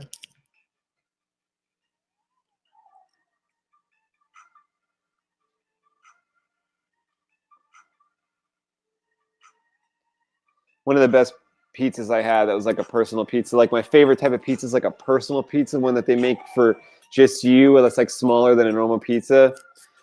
In New York, walking around the streets in New York one time, there was like a, outside festival where all these vendors were, and they had a brick oven brought out on a cart, and you could order pizza that they put right through or it was like a coal-fired oven right there, and it came out so good. It was like a cold November day, not like a cheesy, weak November day like we had this past year, but like a real cold Jersey or New York November a couple of years ago. That was a real good pizza.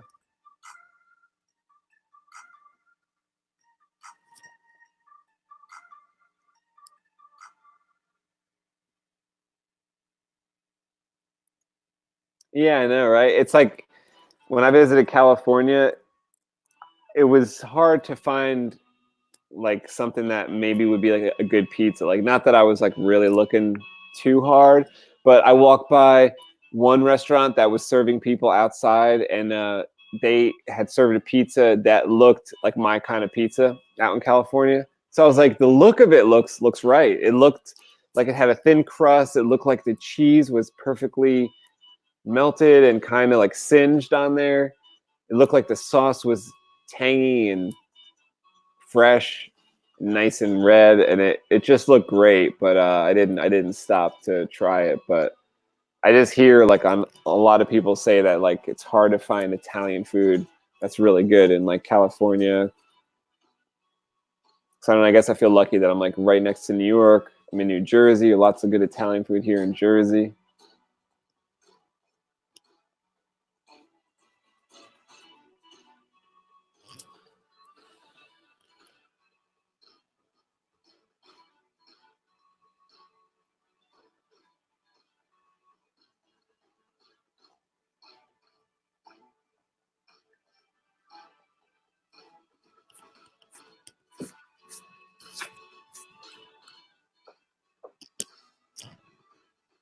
If you're just joining in, this is Comic Book Creation Live, number 33, where we are, Kevin and I, where we are drawing Albatross Junction, issue number 1. Kevin's back right here. Yep.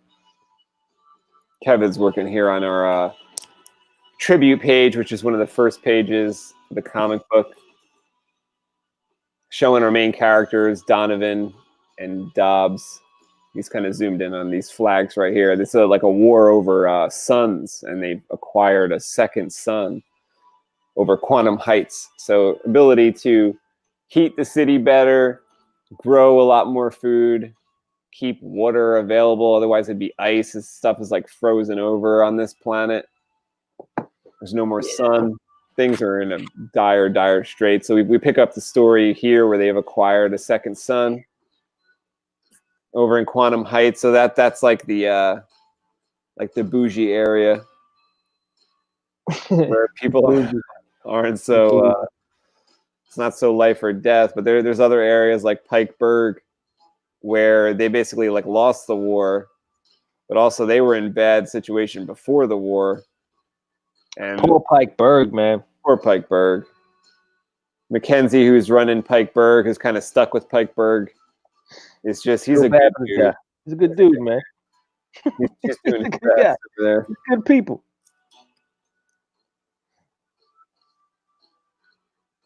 All right.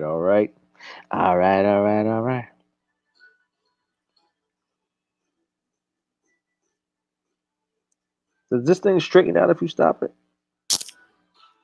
No, it does not. That is unfortunate. They need a pen tool in here, and I don't know why they don't have one. Might be proprietary to Adobe. I mean, they can call it something else. You know what I'm saying? Call it a prop tool. Yeah, call it like the point tool. Call it a penis tool. Call it the schlong, the schwaz. Call it the schwazine.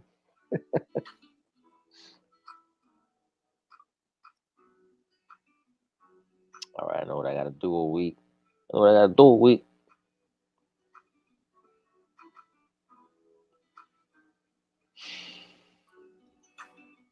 think this page is ready.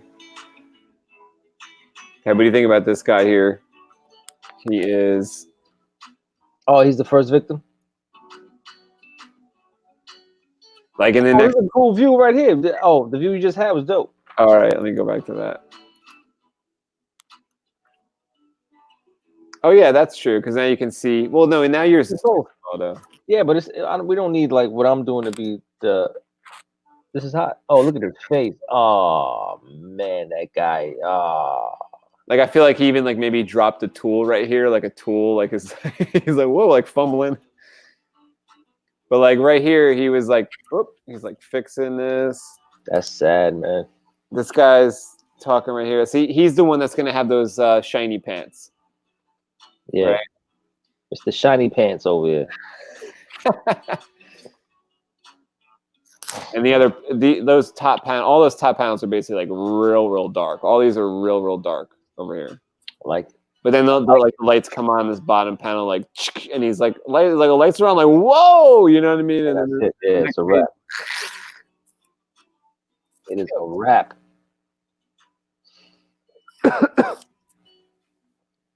Man, oh man. Man, oh man, it's Chevitz. When was the last time you did those things? I just did one of those. Get out of here! Don't you're lying. Go. What? Really? Tempo. And I think I told you about the next day because I was like, Kev, I did the Kempo, and the thing was, it wasn't hard at all. Like what? Like they used to like sweat bullets and stuff like that. This time when they were doing, you know how there's like I had forgotten all about this, but there's like a rest period where instead of it happens 4 times, where instead of actually resting, you're like active resting, right? So you're like doing like not cartwheels, what's it called? Jumping jacks. Yeah. But in the middle of that rest period where you're doing jumping jacks, you stop and you do like leaping jumping jacks, right? Squat jacks or whatever. And like whatever it is, right? Like leaping jumping jacks, like whatever. And normally those would kill me. Those would have me out of breath. You good? Yeah, like this time, like once I caught on to, I was like, oh, I remember this. So once I caught on to that for like the second, third, and the fourth break period, I just did the jumping ones the entire time, and I wasn't out of breath really. I was like, whoa! I was like, this is a lot easier, you know. But the moves in it were like, yeah, like the moves in it were. I was like, oh, these actually like they are real Kempo moves. You know, now that I've actually studied Kempo for a couple of years, I'm like, oh, that dude seemed legit. He didn't seem like he was lying. Yeah. It was like I was like, oh, these were like actual, you know, elbows and stuff that you'd want to be throwing. So okay, this makes sense. But that's why I did it. I was like, I want to throw a bunch of punches, but if I leave it to my own devices to like count out, you know, 3 or 4 sets of 100 punches each or something, I'm like, I'm just not going to finish that. So, but if I have that video on, I do it. I do it along with them, you know, and you end up throwing all those punches by just following along with those people. Yeah, I still do the thing where if I don't want to get like a legit if I'm too lazy to like go to the gym and do a legit workout, I'll just jump rope and count to 1,000. Like 1,000 jumps. Takes me like 20 minutes. I would lose track counting to 1,000. I think. Well, I do like 200. I'll go to 200 and stop. Do that 5 times, yeah. And I'll do another 200 and stop. I tried to jump rope the other day for 5 minutes straight. I didn't make it. Nah, man. I know. This is gonna be so easy. I was like, I'll do like 3 minutes straight. And I'm going crazy. And I'm sweating. I'm dying. Yeah, I think I don't even think I got to 3 minutes by the time I kind of quit it because I was like, I put on like a 4-minute song. I'm like, let me go beyond this song, and I didn't make it to the end of the song. It's rough, man. It's no joke. No joke. My arm is kind of hurting now, so I went upstairs to take some. Oh, terrible, man.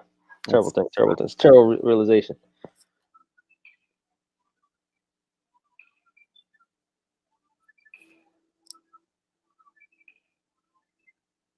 Yeah, I'm almost about to wrap up real quick. Okay. Yeah, I'm at a good point because I didn't realize it was kind of wrapped up. Was it late? Well, it's 11:30. It's not too late, but I'm glad it didn't get done midnight at this point because we've been starting like later lately. That sometimes by the time I look at the clock, it's like 12:05. I'm like, I didn't know it was past midnight at all. Yeah, and it's not you don't just go from here to bed.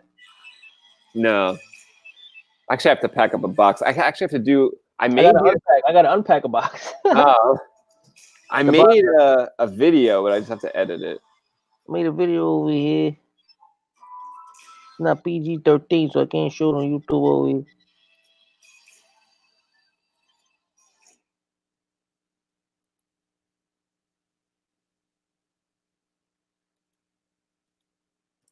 Yeah, so in this episode, we were working on early pages.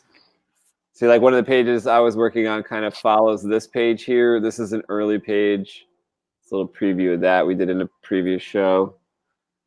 This one here is what I worked on tonight. Finish this one up. Going to work on the next page, which is going to be the Dybbuk creature here, which is like one of our monsters in our story. You're really going to get busy in the next page and tear all these people to shreds. All these people.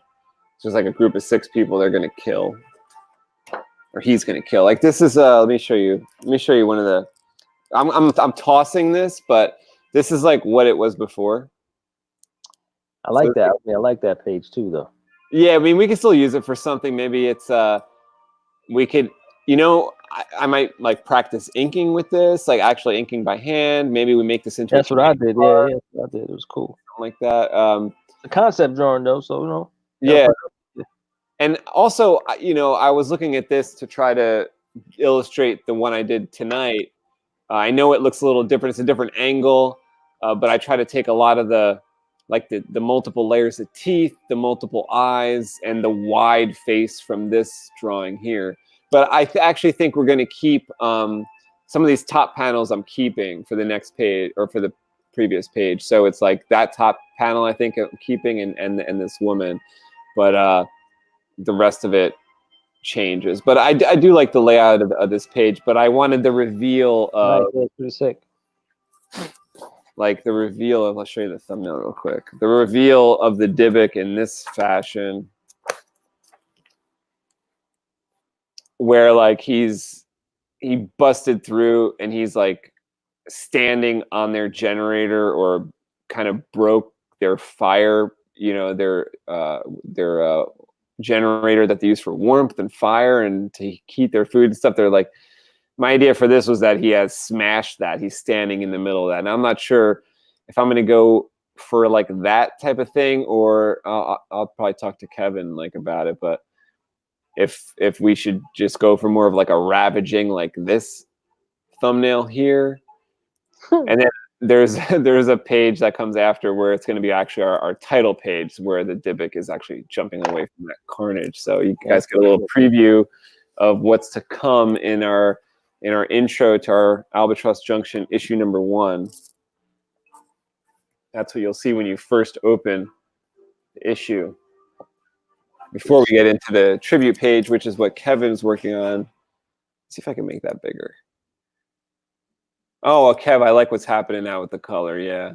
Oh, nice. With the grays, I guess it is. It's really starting to, even though it's just a little bit more there with gray, I really feel like that's the color to a Donovan suit that I like. You got it right. I think you got it right. That's a good Quantum Heights color. Nice. Like it.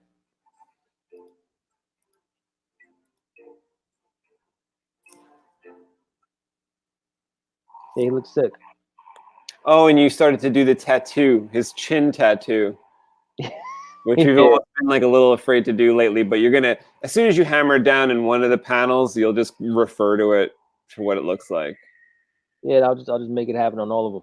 But yeah, it could be like, you know, my mind is telling me it's like some kind of tribal look,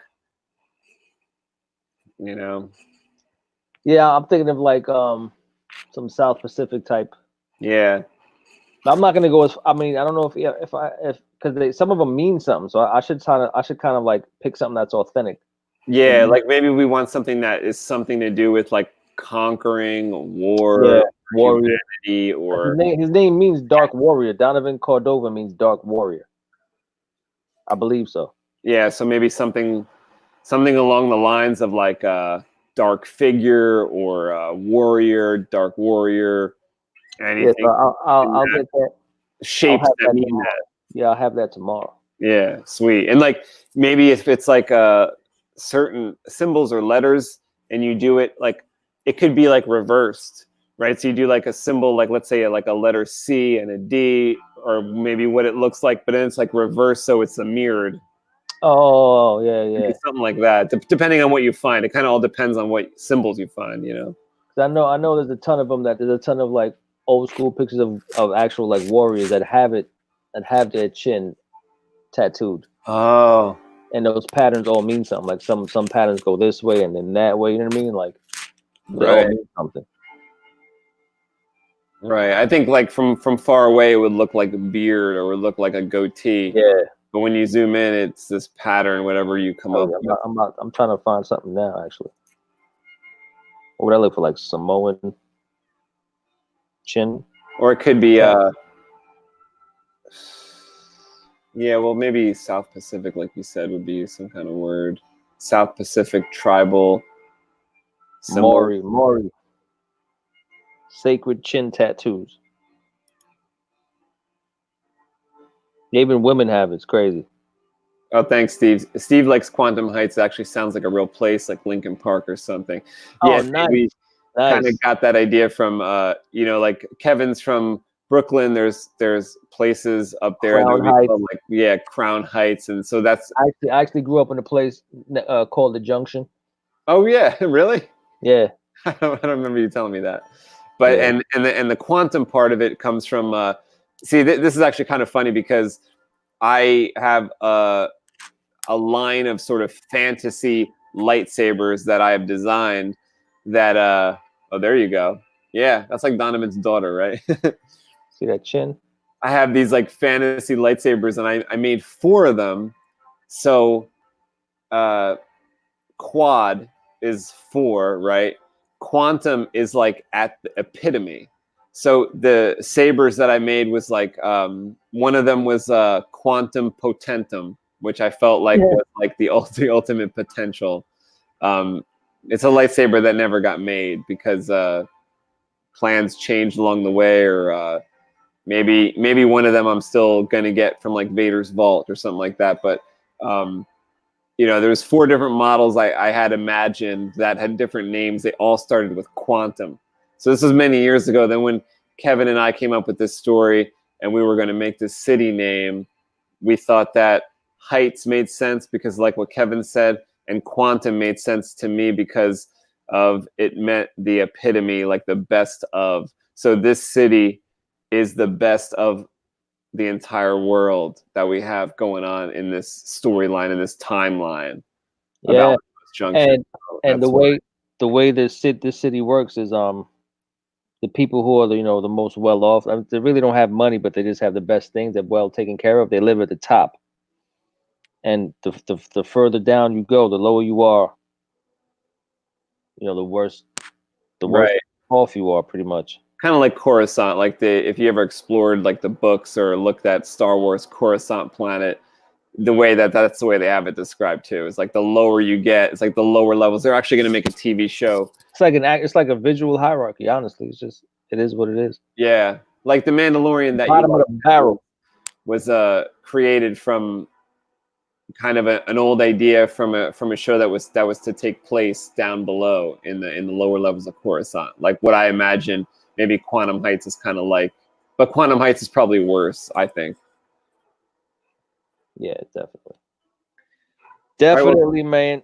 Kev, thanks for doing this tonight. This is absolutely, always fun. I think you got really, really far on this page. I'm happy that I got that page completed. Once I get these early pages done, like 2 more, then we're on to like, we're almost in the 20s. We're almost into like, we're on like 18, 19, 20. So it's going to be pretty cool. It's going to go pretty fast after that. That's crazy. And then soon after that, we'll both be coloring. So that'll be a lot of fun too. I really enjoy the pencils though, but I think coloring is like the fun step, right? Coloring is like the fun step because it's like playing. It's like playing around, seeing what works. As long as you're not under the gun, Coloring is fun as hell. I just messed something up. I gotta fix it real quick. Gotta fix it. So thank you to everyone that stopped in, Steve and Jake, and also our good buddy Edmundo. Edmundo is going to make a special appearance in Quantum Heights. Is it Quantum Heights, Kev, or it's Pikeburg? I think it's Quantum Heights, right? He's going to be a bartender. I don't know where he's going to be, but I think he might have been in Pikeburg. I can't remember, but he's going to be a bartender. He's going to be part of the story. I want to call him Money, like Munny. And we had a name for the bar. I forgot what we were going to call the bar. Oh, what were we going to call the bar? Barbrera? Or Cabs. Yeah.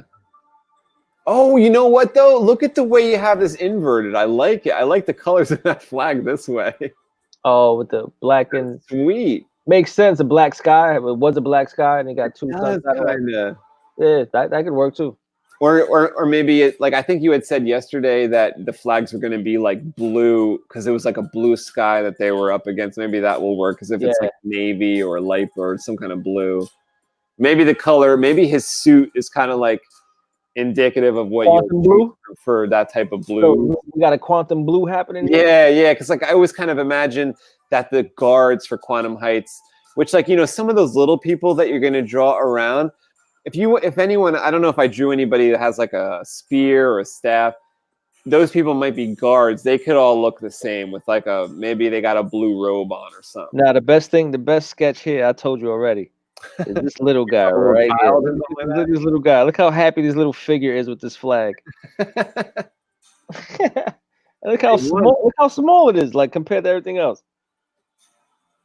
And then I think you even went as far as to draw like these people looking like regal with their arms crossed or something. Yeah, like, I tried to make them look like governmental people.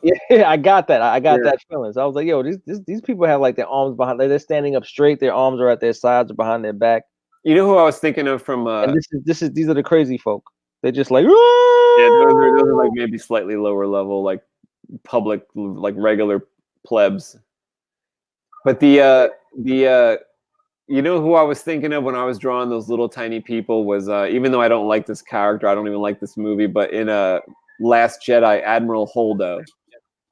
Because she reminds me of people like from Hunger Games, where they have the colored hair and they're like weird makeup, but they're the government officials in Hunger Games. You know what I mean? So I was thinking, you know, these people are like, maybe they're dressed up strangely to our eye, but it's like high fashion over there in Quantum Heights, you know? Boom. All right, we're going to wrap this up. Come back next time on Kevin's channel, K. Scott Cosme on YouTube. He hosts the Even Number shows. What'd you say, Kev? How crazy this looks. Yeah. You got it like deep within a mirror. There we go. So yes. Come to Albatross Junction type. I want to figure out how to digitize that for real. Like, yeah, and I wanted to like you had that one video that you made it crackle, and it was like icing over. That could maybe happen. Yeah. I mean, imagine if it iced over and shattered. Oh, I mean, I can't do that yet, but there's apps for everything, man. There really is. Well, you don't even. I mean, I could divert myself and spend a lot of time doing that. Do you remember the logo that Dorothy and I did for Ruthless Play? That was just shattered. It was like, yeah, it looked like glass. Cool. I mean, I could crack this up in Illustrator. We could shatter it. That was dope. But, and I actually don't know how to animate it. Maybe that'd have to be a flash. We have to. Yeah, I think any way we try to do it is going to be like the wrong long way, and we don't need to waste time on that. Like I'm saying, I'll find some type of app or extension for that will do it well enough. Yeah. Since I'm a control freak, I like to select every bit and move it around. But yeah, for speed's sake, we need some kind of app that'll just do an effect to it.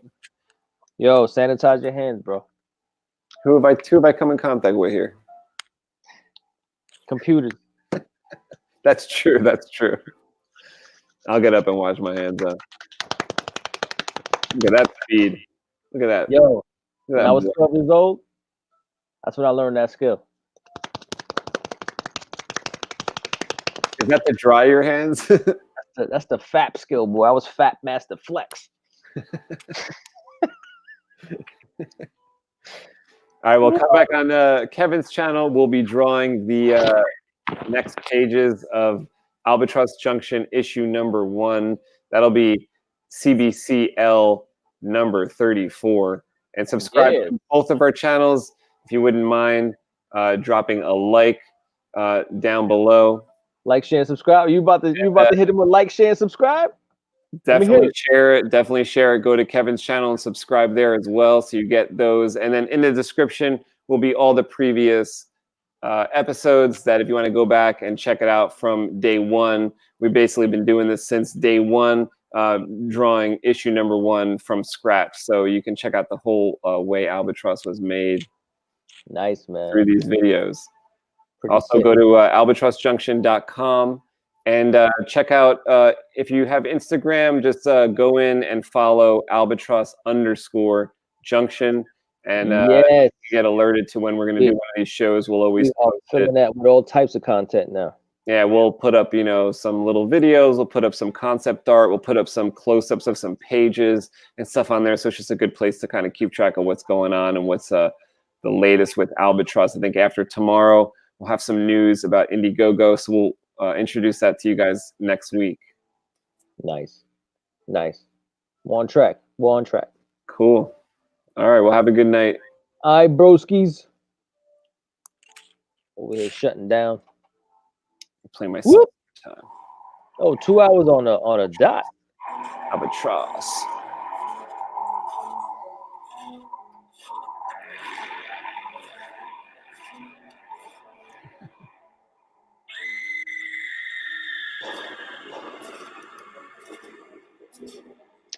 Got to pick up them drums.